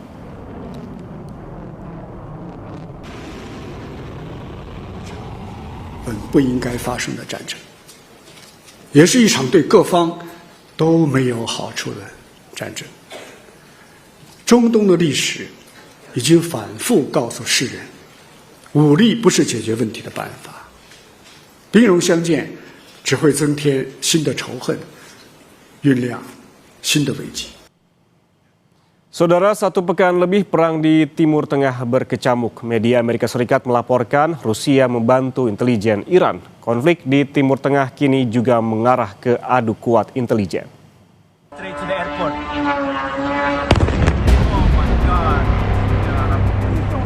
Sepekan berkecamuk perang di Timur Tengah yang melibatkan Amerika Serikat, Israel, dan Iran mulai menyeret negara-negara yang dituduh terafiliasi masing-masing kubu. Yang terbaru, Rusia dilaporkan memberikan informasi intelijen kepada Iran untuk membantu Teheran menyerang militer Amerika Serikat di Timur Tengah. Informasi tersebut disampaikan media terkemuka Amerika The Washington Post yang melaporkan 2 pejabat Amerika memiliki informasi jika Rusia diduga telah memberikan informasi intelijen kepada Iran yang dapat membantunya menyerang kapal perang, pesawat, dan aset-aset militer Amerika lainnya di Timur Tengah. Sekretaris Gedung Putih Caroline Leavitt merespons dugaan tersebut. Leavitt tegaskan tidak khawatir dengan pergerakan informasi posisi dan pasukan Amerika yang diduga dibocorkan ke Teheran.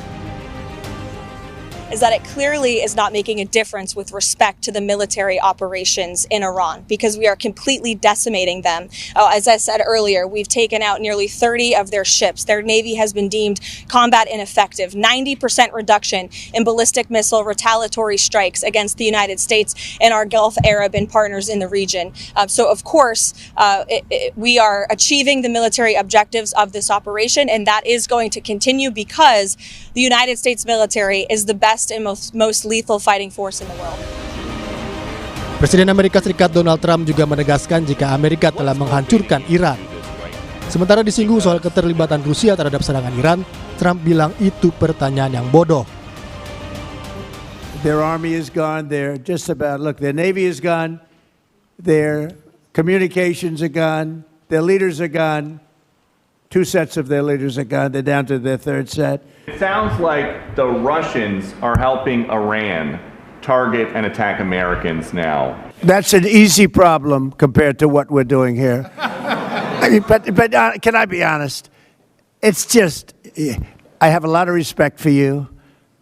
You've always been very nice to me. What a stupid question that is to be asking at this time. We're talking about something else. Can we keep this maybe a little bit? Go ahead, please. Direktur The Indonesia Intelligence Institute Ridwan Habib menilai tanggapan Gedung Putih yang dingin terhadap isu bantuan Rusia terhadap Iran adalah untuk menutupi kegalauan Amerika Serikat yang hingga kini belum mampu menguasai Teheran. Sebenarnya itu menurut saya bukan percaya diri ya, tapi menutupi kegalauan ya.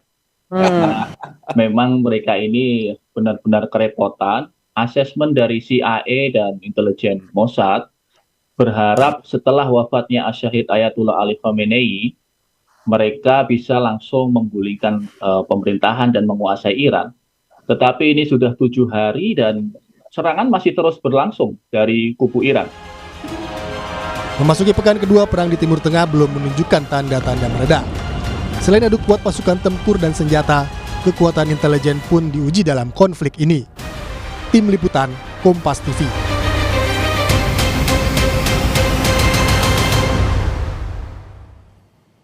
Pasca longsor gunungan sampah, Dinas Lingkungan Hidup Pemerintah Provinsi Jakarta menutup sementara zona 4 tempat pembuangan sampah terpadu Bantar Gebang, Kota Bekasi, Jawa Barat. Informasi lengkapnya usai jeda, kami kembali.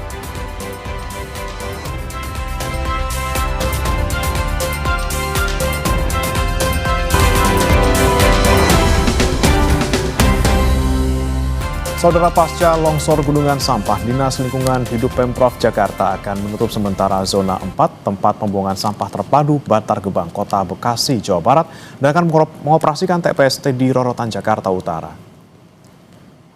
Untuk mengantisipasi terjadinya penumpukan sampah pasca longsor di TPST Bantar Gebang, Kota Bekasi, Jawa Barat, Dinas Lingkungan Hidup Pemprov Jakarta akan mengalihkan sementara pembuangan sampah ke TPST di Rorotan, Jakarta Utara. Penutupan zona 4 pembuangan sampah Bantar Gebang dilakukan sampai seluruh korban longsor gunungan sampah ditemukan. Volume pembuangan sampah di Bantar Gebang mencapai 7.000 hingga 7.500 ton yang diangkut sebanyak 1.200 truk sampah setiap harinya.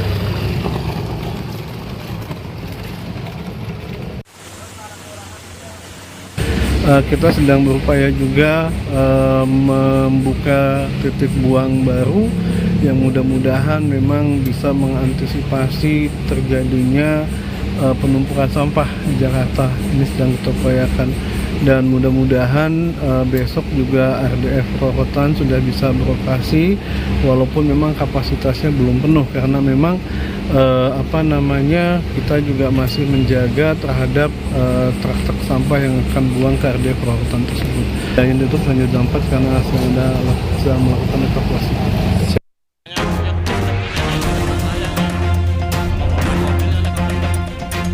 Inilah suasana sesaat setelah gunungan sampah di TPST Bantar Gebang longsor.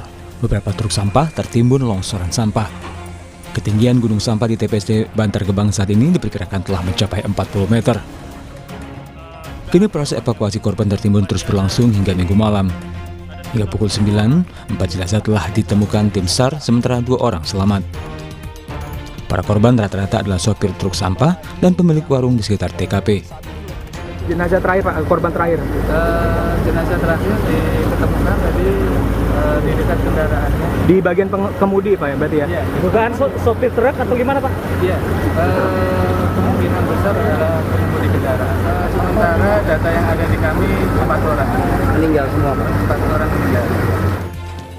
Menteri Lingkungan Hidup Hanif Faisal Nurofik langsung mengunjungi TPST Bantar Gebang. Hanif bilang pihaknya bersama polisi dan unsur SAR membentuk posko gabungan.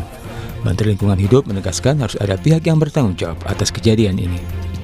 Menyikapi kejadian ini membentuk sementara tim gabungan, ada posko yang kita lakukan dalam rangka pencarian korban. Jadi korban yang sampai hari ini kita bisa evakuasi ada 4 jiwa, namun demikian pencarian terus dilakukan karena masih ada indikasi beberapa truk yang masih tertimbun belum berhasil diinikan. Dan ini kejadian ini tentu harus menjadi benar-benar menjadi pelajaran pahit buat kita untuk segera Jakarta berbenah. Apakah harus ada yang tanggung jawab? Mestinya iya. Jadi TPST Bantar Gebang ini kan milik pemerintah DKJ. Tentu pemerintah DKJ harus bertanggung jawab. Kini pencarian korban pun kembali dilanjutkan Senin pagi. Alexander Belgur, Kompas TV, Bekasi, Jawa Barat.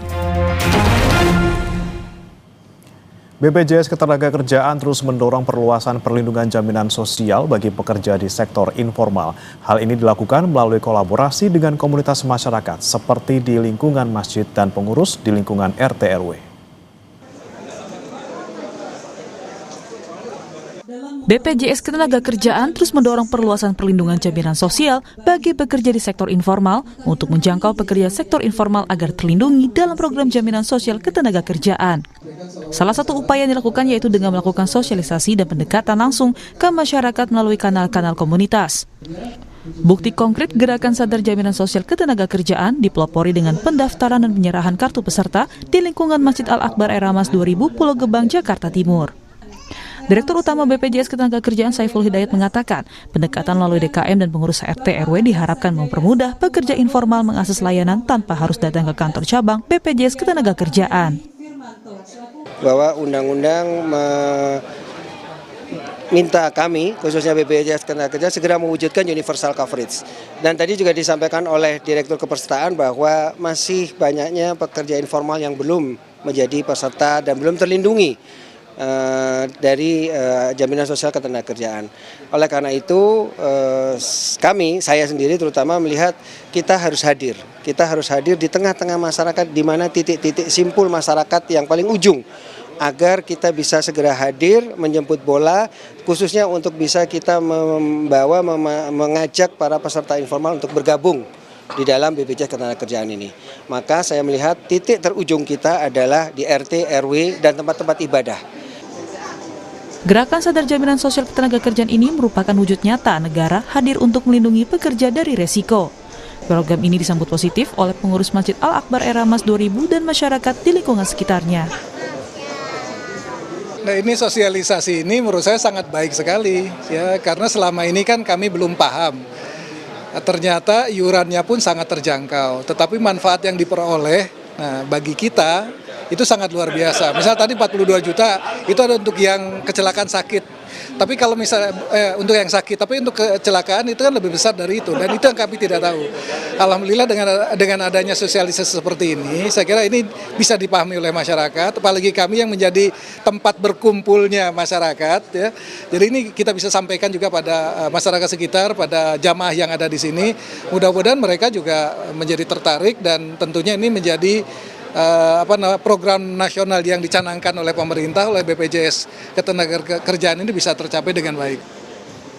Diharapkan perluasan perlindungan jaminan sosial bagi pekerja di sektor informal dapat terakses semua lingkup. Esra Ambarita, Roy Ilman, Kompas TV, Jakarta.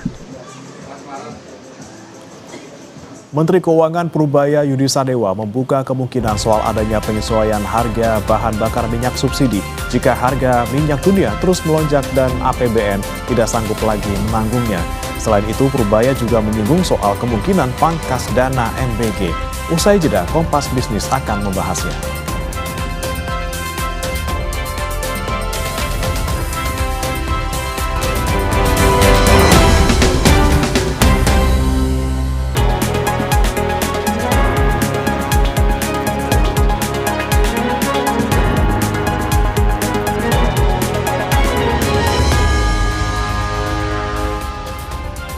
Anda menyaksikan Kompas Bisnis, Saudara. Menteri Keuangan Purbaya Yudi Sadewa membuka kemungkinan soal adanya usulan penyesuaian harga bahan bakar minyak subsidi jika harga minyak dunia terus melonjak dan APBN tak sanggup lagi menanggungnya.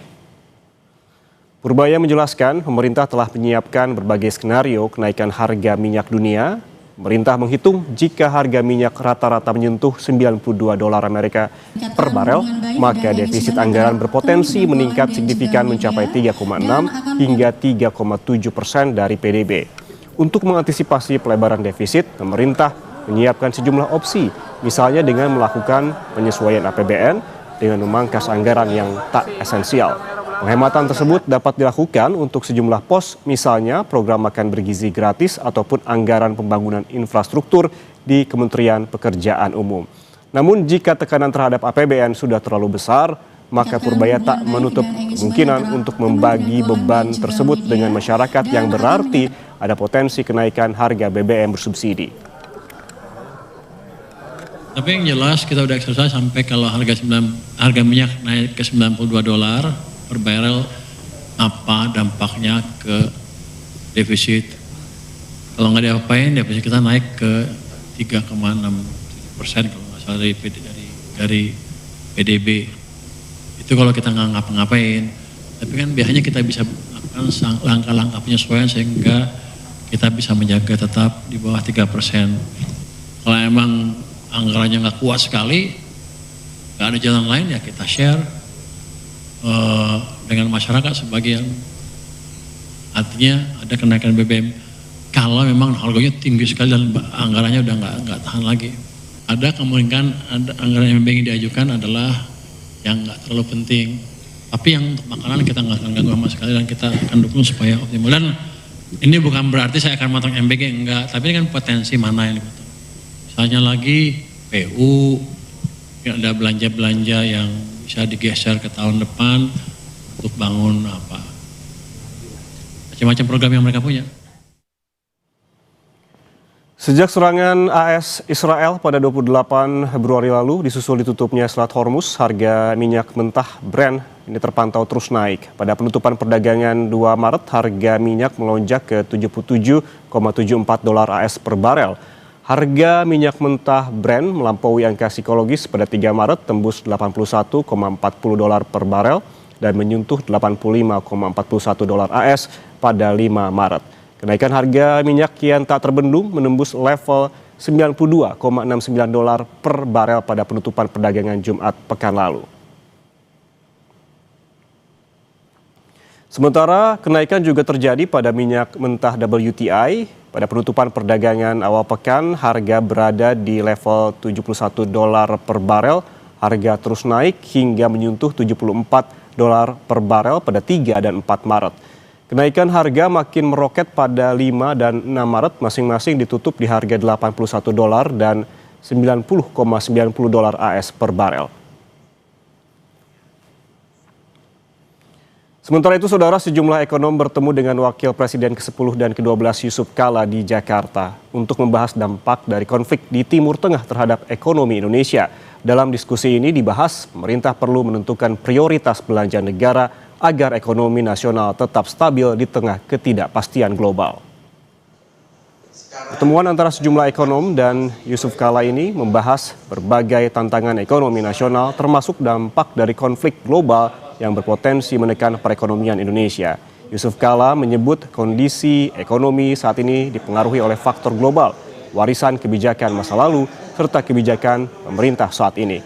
Namun menurutnya, pemerintah tetap perlu menentukan prioritas pembangunan yang memberikan dampak nyata bagi masyarakat.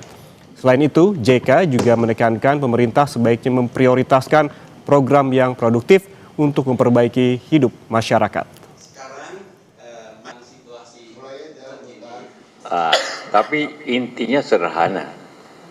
Dalam kondisi di mana negeri mengalami ketidakseimbangan fiskal, artinya defisit besar, maka solusinya antara lain ya turunkan, pilih pembiayaan yang dapat memajukan negara, yang pembangunan dan masyarakat, dan bagaimana menaikkan penerimaan, itu aja. Jadi kita kembali lagi memilih prioritas. Harus memilih prioritas yang dapat memberikan suatu pertumbuhan yang baik untuk negeri ini. Kalau prioritasnya memang seperti contohnya bicara, MBG itu penting. Beli alutsista penting, koperasi penting. Cuma ada yang lebih penting lagi. Cari yang lebih penting, yang dapat, yang bukan cari, memilih prioritas yang produktif yang dapat meningkatkan pertumbuhan, memperbaiki dan kehidupan ekonomi masyarakat. Kita bahas soal dampak perang Timur Tengah ke ekonomi dalam negeri. Untuk menyelamatkan APBN, mana yang lebih realistis, mengusulkan kenaikan BBM bersubsidi atau memangkas anggaran MBG? Kita bahas bersama ekonom Indef Abra Talatov. Selamat pagi Mas Abra. Selamat pagi Mas Ian. Mas Abra, kemarin kan pemerintah menyinggung soal menaikkan harga BBM bersubsidi jika harga minyak dunia terus naik. Apakah menurut Anda menaikkan harga BBM adalah langkah yang tepat di tengah kondisi ekonomi saat ini? Ya Mas Ian, tentu dinamika mengenai harga BBM ini sangat ditentukan dengan faktor beberapa variabel ya, misalnya dengan kenaikan harga minyak mentah, kemudian nilai tukar rupiah, dan juga bahkan kuota dari BBM subsidi itu sendiri. Nah, kalau kita melihat sekarang perkembangannya, eskalasi perang di Timur Tengah ini sudah masuk ke pekan kedua. Ini harga minyak mentah di pagi hari ini Mas, saya cek sudah $109 per barrel untuk jenis Brent. Artinya sudah ada kenaikan sekitar 55% dibandingkan asumsi APBN kita. Asumsi APBN kita tahun ini $70 per barrel, sekarang 109, artinya ada selisih 55%. Jadi memang sudah sangat berat, dan ini sejalan juga dengan statement dari Pak Purbaya minggu lalu menyatakan bahwa ketika harga minyak mentah ACP ini $92 saja, ya APBN kita di tahun ini kemungkinan besar akan bisa jebol sampai 3,6% terhadap PDB dengan tanpa melakukan apapun. Nah, pertanyaannya kan kondisi real ya sekarang sudah di atas $100. Kalau kita menggunakan skenario terburuk sampai akhir tahun nanti di atas $100, artinya APBN kita sudah pasti dipastikan akan jebol. Nah, pilihannya adalah apakah memang pemerintah akan melakukan kenaikan harga BBM atau ada opsi lain. Nah, ini yang saya pikir juga memang ditimbang masak-masak oleh pemerintah. Kalau menurut saya memang belajar dari pengalaman pemerintahan di era Pak SBY kemudian Pak Jokowi, memang tidak bisa dielakkan. Harga BBM itu pada akhirnya akan dilakukan penyesuaian harga karena memang ada faktor kenaikan harga minyak mentah. Misalnya kita, saya ingin menjelaskan sedikit mengenai pengalaman di tahun 2005 ketika itu di era Pak SBY yang pertama, harga BBM subsidi ya waktu itu dinaikkan, bahkan yang pertama itu 32% ya kenaikan harganya, kemudian yang dikenaikan yang kedua itu sampai 87%. Karena memang ada selisih antara asumsi ICP di tahun 2005 dengan realisasi tahun 2005 sampai 125%. Dan tahun 2008 juga begitu, Pak SBY melakukan kenaikan harga BBM subsidi sampai 33%. Begitupun juga di era Pak Jokowi di tahun 2014 dan di tahun 2022 melakukan kenaikan harga sampai 30%. Nah, memang tidak, dari sejarah yang ada ya dari pengalaman kita sebelumnya tidak bisa dihindari dilakukannya penyesuaian kenaikan harga BBM. Tetapi kan ada hal yang membedakan Mas di tahun-tahun sebelumnya. Ya, itu memang tentunya di samping pemerintah melakukan penyesuaian harga BBM, juga melakukan beberapa program yang untuk bisa menahan atau membantu daya beli masyarakat. Ya, misalkan dengan bantuan BLT, kemudian subsidi transportasi, dan kemudian juga operasi pasar untuk melakukan stabilisasi harga komoditas pangan khususnya. Itu menjadi instrumen pelengkap supaya daya beli masyarakat tidak terlalu jatuh. Itu pun meskipun sudah dilakukan, tetap terjadi kenaikan tingkat kemiskinan. Jadi memang akan ada implikasi-implikasi sosial berikutnya ketika harga BBM dilakukan penyesuaian harga. Oke, apa saja implikasinya tadi, Mas Abra, jika betul-betul terpaksa begitu dilakukan kenaikan ataupun menaikkan harga BBM bersubsidi, apa saja efek dominonya? Iya, yang pertama tentu ketika harga BBM ini dinaikkan, efek yang langsung bisa dirasakan adalah tingkat inflasi kita akan bisa langsung melonjak. Pengalaman tahun 2022 misalnya, inflasi kita waktu itu sampai akhir tahun itu di atas 5%. Kemudian di tahun-tahun sebelumnya, di tahun 2014, inflasi sampai 8,3%. Yang paling besar memang inflasi di era Pak SBY tahun 2005 itu inflasi sampai 17%, double digit. Memang itu yang pengalaman pahit yang paling kita ingat, inflasi yang sangat tinggi dan pada akhirnya meningkatkan tingkat kemiskinan Indonesia dari 15,7% menjadi 17,7%.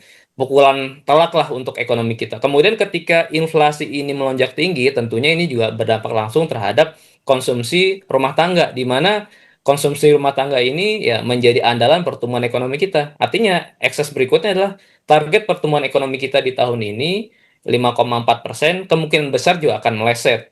Karena tadi konsumsi masyarakat yang akan melandai. Dan efek berikutnya yang memang dikhawatirkan ketika pertumbuhan ekonomi kita tidak bisa tumbuh sesuai dengan target, ada risiko terjadinya shortfall penerimaan perpajakan.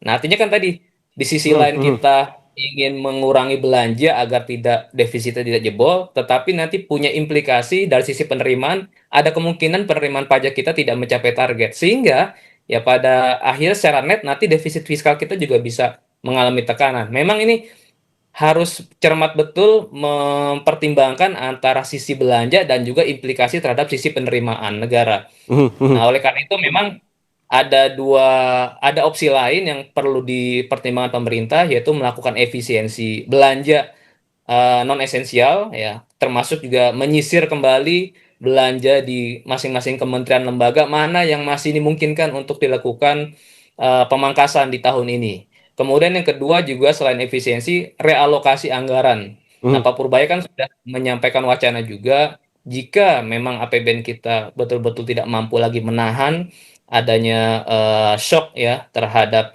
gejolak harga minyak mentah dunia, kemungkinan belanja MBG dan juga program-program strategis lain di era Pak Prabowo ini bisa saja ya dilakukan realokasi, pemangkasan sekaligus realokasi untuk tambahan belanja subsidi dan kompensasi. Jadi meskipun sudah ada sinyalemen bahwa sepertinya masyarakat akan turut menanggung, kan bahasanya Pak Purbaya, akan sharing kan terhadap masyarakat, ya sharingnya juga jangan sampai terlalu berat.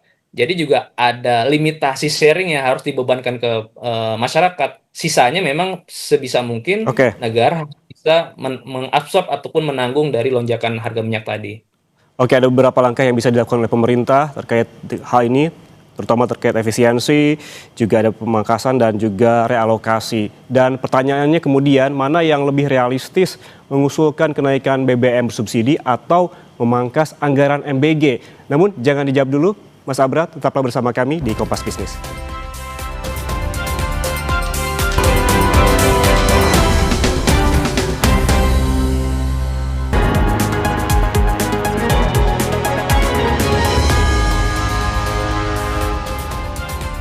Anda masih bersama kami di Kompas Bisnis, Saudara, dan kita lanjutkan perbincangan bersama ekonom Indef, Abra Talatov. Mas Abra, menurut Anda mana yang lebih realistis, mengusulkan kenaikan BBM bersubsidi atau memangkas anggaran MBG di tengah kenaikan harga minyak mentah dunia?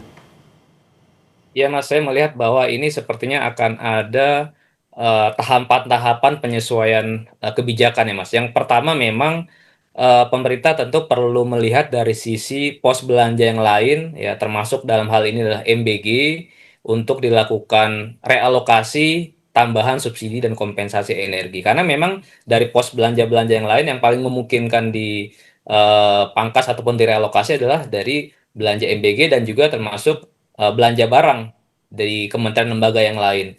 Yang kedua, ketika nanti dimungkinkan dari anggaran sekitar 300 335 triliun tahun ini untuk MBG, misalnya dilakukan realokasi 10%, 20% secara bertahap ya untuk menambah alokasi subsidi energi.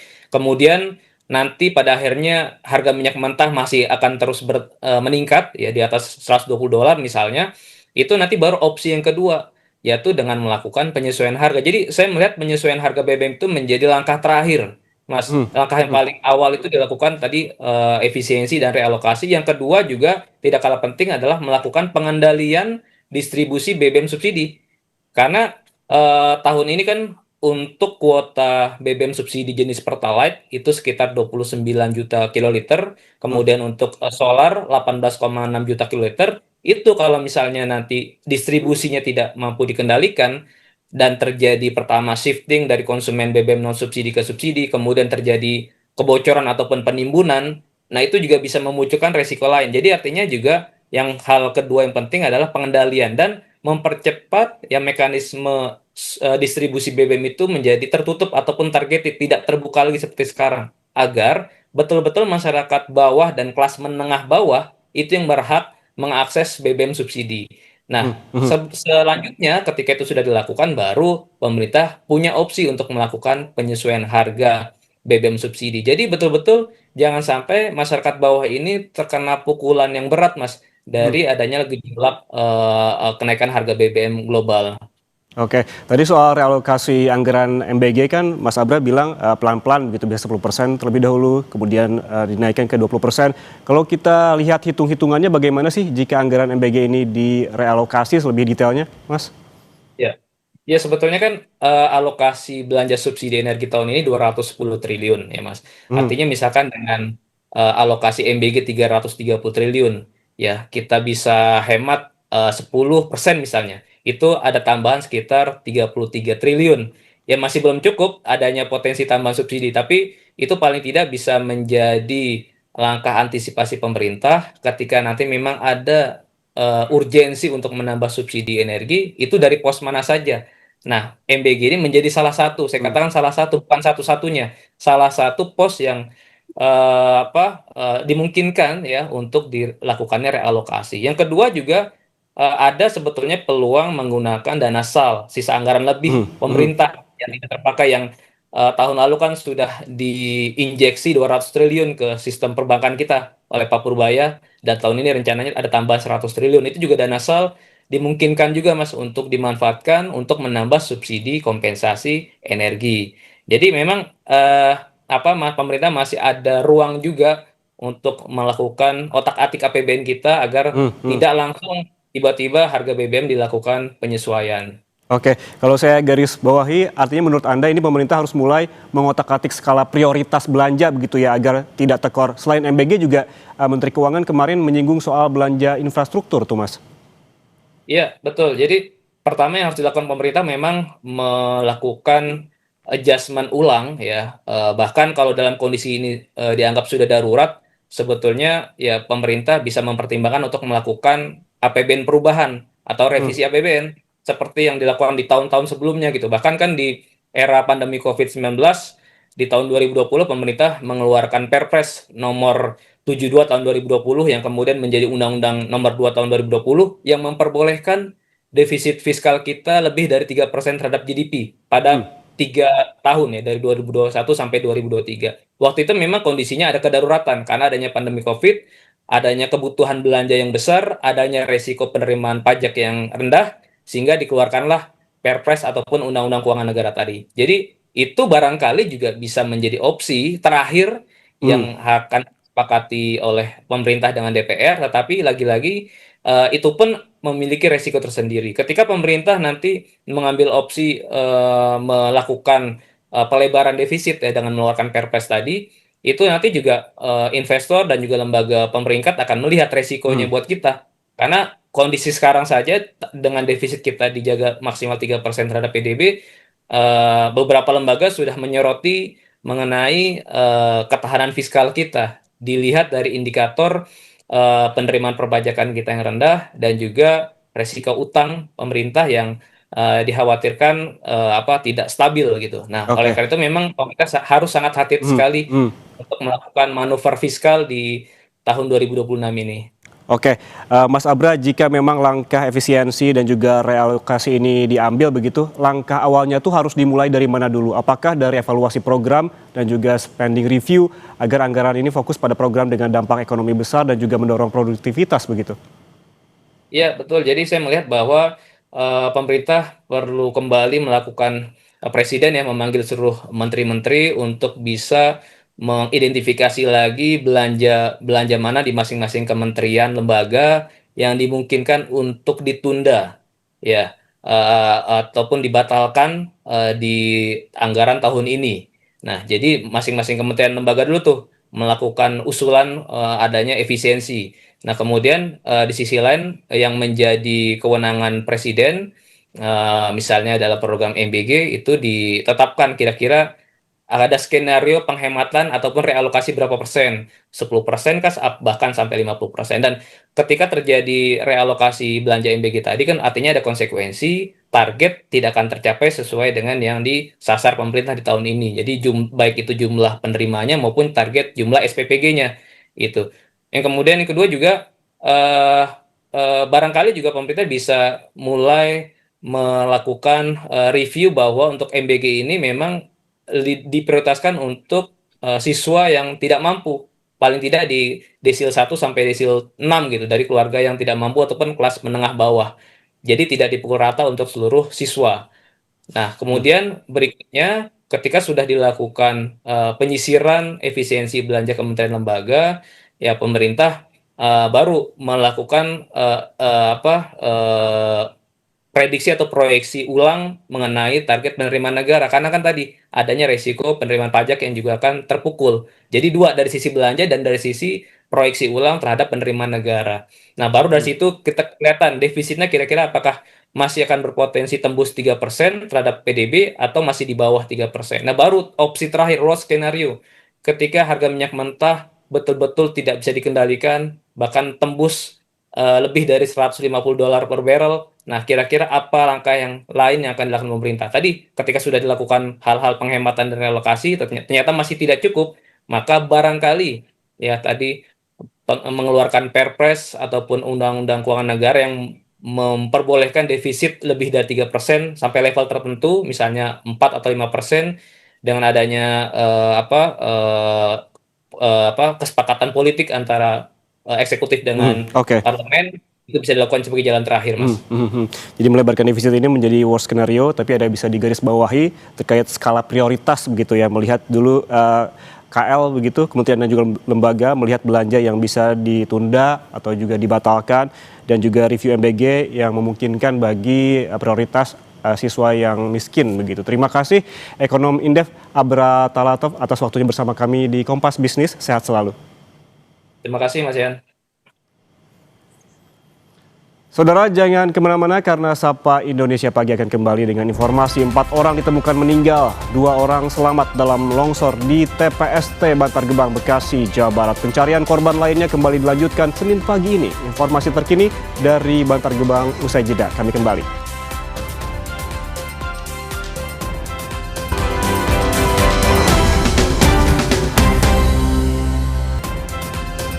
Anda kembali di Sapa Indonesia Pagi, Saudara. Tempat pembuangan sampah terpadu Bantar Gebang milik Pemprov DKI Jakarta longsor. 4 orang dilaporkan meninggal. Dugaan korban yang masih ada sini. Proses evakuasi korban tertimbun longsor di Bantar Gebang berlangsung pada Minggu malam. Data pada pukul 9 malam, 4 jenazah telah ditemukan tim SAR, sementara 2 orang selamat. Para korban rata-rata adalah sopir truk sampah dan pemilik warung di sekitar TKP. Oke.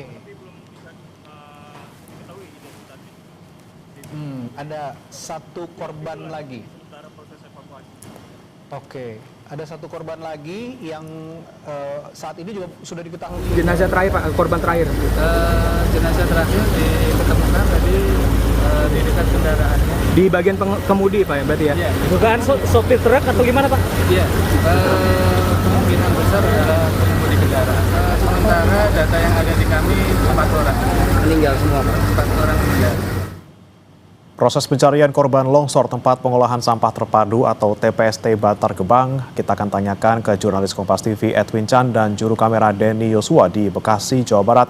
Edwin, hingga pagi hari ini ada berapa korban yang masih dicari? Baik, selamat pagi Bremana juga saudara. Terkait dengan angka yang masih dicari, sampai sekarang ternyata terdapat penambahan. Karena memang dinyatakan langsung oleh kepala dari kantor SAR Jakarta, ada 5 orang yang kemudian didata melalui kepolisian dari warga dan juga keluarga melaporkan bahwa kerabat atau keluarga mereka belum pulang ke rumah. Nah, untuk bertanya lebih jauh terkait dengan proses evakuasi dan juga pencarian hari ini, sekarang kami berbincang dengan kepala dari kantor SAR Jakarta. Di sini ada Ibu Desi Anakartika. Selamat pagi Ibu Desi. Ya, selamat pagi Mas. Ibu Desi, boleh mungkin dijelaskan terkait dengan proses pencarian hari ini. Hari ini sudah ada berapa orang yang kemudian bisa ditemukan dan masih berapa orang yang masih dicari? Ya. Dari tadi malam kita sudah melakukan pencarian ya untuk korban yang diketemukan dalam keadaan MAC Delta atau meninggal dunia ada 4 orang. Kemudian kita dapat infonya juga tadi malam itu 4 orang yang berhasil selamat. Dan kemudian kita update juga berapa yang masih dalam pencarian. Ternyata sampai dengan pagi ini ada pencarian masih 5 orang yang harus kami lakukan pencarian pagi. Baik. Ibu, ini kalau untuk dari penambahan sendiri, apakah dilaporkan oleh keluarga atau kerabat atau kepada koordinator yang memang biasa sehari-hari mengkoordinasi untuk pekerja dan mungkin sopir truk sampah? Ya. Untuk laporan kehilangan ya, berarti dari korban yang 5 itu kami dapatkan dari kepolisian dan juga dari pengelola TPST ini. Dan mereka bersumber dari yang selamat dan juga dari ada paguyubannya dari masing-masing itu truk dan juga dari pemulung. Oke, berarti memang ada masyarakat yang melaporkan Ibu. Ibu, terkait dengan hari ini berapa personel yang kemudian diturunkan dan kita bisa lihat di belakang ada alat berat Ibu, mungkin dapat dijelaskan berapa banyak kemudian alat atau mungkin perlengkapan yang diturunkan? Ya. Untuk pencarian kita dibantu dengan ekskavator, itu ada 15. Kemudian untuk tim rescue sendiri, Basarnas dan semua unsur yang terlibat di sini ada lebih kurang 217 orang. Kami standby dulu, karena tidak memungkinkan untuk kami masuk ke lokasi dalam keadaan ekskavator sedang juga bekerja, gitu membantu mempercepat. Dan juga kami perlu dengan APD yang lengkap untuk memasuki daerah dari tumpukan sampah tersebut. Ibu, kalau kita lihat dari tadi malam sudah dilakukan karena memang dilaporkan juga 14.30 seperti itu Ibu untuk kejadiannya. Apa yang menjadi tantangan Ibu? Ya, tantangannya tadi medannya ini adalah berupa sampah yang mana memang bakterinya kan sumber banyak ya yang harus kita perhatikan keselamatan kesehatan dari tim safety sendiri. Kemudian juga kita tidak tahu dari sampah tersebut apakah ada barang yang berbahaya, artinya mungkin yang benda-benda tajam. Sehingga memang harus menggunakan APD lengkap dan juga steril ya setelah mereka keluar dengan disinfektan dan sebagainya. Oke. Baik Ibu, terkait dengan imbauan kepada masyarakat, kita bisa lihat tadi di awal di depan mungkin ada beberapa masyarakat yang masih lalu lalang gitu hilir mudik, apalagi di sini juga kawasan padat penduduk. Mungkin ada imbauan Ibu dari kantor SAR dan juga tim gabungan. Ya, untuk masyarakat selama tidak berkepentingan dimohon untuk tidak memasuki area ini gitu ya, karena supaya nanti tim rescue kita bisa fokus bertugas gitu ya, sambil juga kita menunggu dan melihat dari tanda-tanda korban sehingga kami bisa segera mengevakuasi. Terkait dengan fungsi dari pos di sini pelaporan, mungkin Ibu ada imbauan juga kepada keluarga dan kerabat. Oke, baik untuk masyarakat ya yang merasa keluarganya belum kembali dari tadi malam sampai pagi dan diduga berada di sekitar lokasi Bantar Gebang PTSP ini, agar segera melapor. Ada pos dari pihak polisian untuk membantu masyarakat mengadukan atau menyampaikan tadi dugaan keluarganya yang belum kembali. Terakhir Ibu, koordinasi yang dilakukan kepada Pemprov, Pemda itu seperti apa? Ya, ini karena wilayahnya dari Pemda Kota Bekasi ya, dan juga sampahnya dari Jakarta dan sekitarnya ya. Jadi memang harusnya ada solusi ya untuk sampah ini, apakah nanti bisa menjadi untuk listrik ya, untuk seperti di negara lain itu bisa dimanfaatkan sehingga tidak bertumpuk seperti ini. Semakin tahun semakin tinggi dan juga membahayakan ya bagi masyarakat sekitar selain memang aromanya dan sebagainya. Baik, terima kasih banyak Bu Desi atas waktunya. Selamat bertugas kembali Bapak-bapak, terima kasih banyak. Dan saudara, Kalau kita tadi bisa dengarkan, memang sampai sekarang masih ada beberapa orang yang dicari, dan memang kalau kita lihat juga dari pencarian kemarin tadi malam, terdapat tinjauan dari Menteri Lingkungan Hidup yang memang menyatakan lokasi longsor berada di zona 4 dari tempat pengolahan sampah terpadu yang ada di Bantar Gebang, yang kemarin malam juga itu didampingi oleh Kapolda Metro Jaya. Dan dari tinjauannya, Menteri Lingkungan Hidup juga menyatakan bahwa terhadap menyoroti sistem pengelolaan sampah ini 2025 Kementerian Lingkungan Hidup sudah mengirimkan SPDP sebagai surat pemerintah untuk dimulainya penyidikan, dan ini juga menjadi sebenarnya panggilan gitu ya, wake up call terkait dengan pengelolaan sampah pun bagaimana kemudian lingkungan dari TPST ini dapat dibuat aman bagi para pekerja maupun warga sekitar yang berkegiatan di sekitarnya. Dan harapannya pastinya bagi para korban yang masih terus dicari dan korban jiwa, tentunya rasa duka dan empati kita arahkan, dan kita harapkan pencarian dapat berjalan dengan baik. Kembali ke studio. Baik, 5 orang masih dicari. Terima kasih Edwin Chan dan juga juru kamera yang bertugas di sana. Selamat bertugas kembali. Saudara, absen membela timnas lebih dari 2 tahun, pemain belakang Ipswich Town, Elkan Bagot, kembali dipanggil membela Panji Garuda pada ajang FIFA Series. Informasinya usai jeda.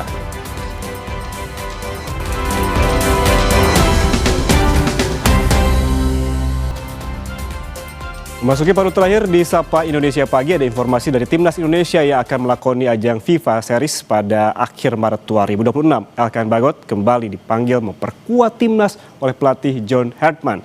Namun PSSI masih belum bisa menentukan kapan pemain berkumpul memusatkan latihan akibat konflik di Timur Tengah. Dan informasi tadi saudara sekaligus menutup jumpa kita di Sapa Indonesia Pagi hari ini. Akhirnya saya Beriman Atenaya. Dan saya Yan Rahman, sampai jumpa.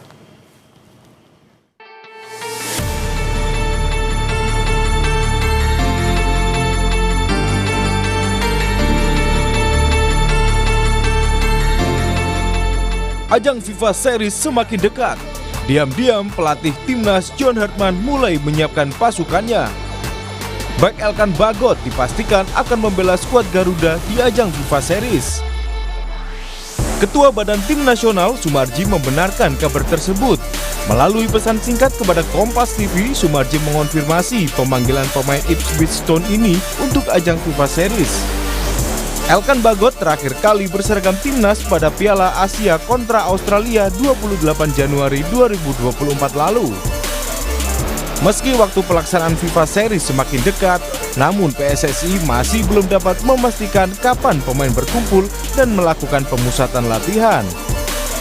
Konflik di Timur Tengah yang mengganggu penerbangan para pemain yang berlaga di Eropa serta liburan Hari Raya Idul Fitri berpotensi membuat persiapan timnas Indonesia mepet. Ya, kita tahu situasi di Timur Tengah seperti itu. Nanti coba dicari cara lah bagaimana supaya apakah memungkinkan untuk terbang ke Indonesia gitu. Ya, ini kan tanggal berapa ya? Pertengahan akhir kan udah mulai liga kan udah berhenti ya. Harusnya sudah bisa sebagian besar mungkin. Tapi mepet juga dengan Lebaran ya. Pasti pemain kita juga pengen pulang Lebaran ya. Ini waktu yang singkat bagi pelatih untuk mengumpulkan mereka lah. Di ajang FIFA Series nanti, timnas terancam tak diperkuat penyerang Miliano Jonathans yang mengalami cedera saat membela Excelsior Rotterdam menghadapi SC Heerenveen pada pekan ke-26 Eredivisie. Ajang FIFA Series Jakarta akan digelar pada 27 dan 30 Maret. JIJ dan kolega akan menghadapi perwakilan CONCACAF Saint Kitts and Nevis pada 27 Maret. Tim Liputan Kompas TV.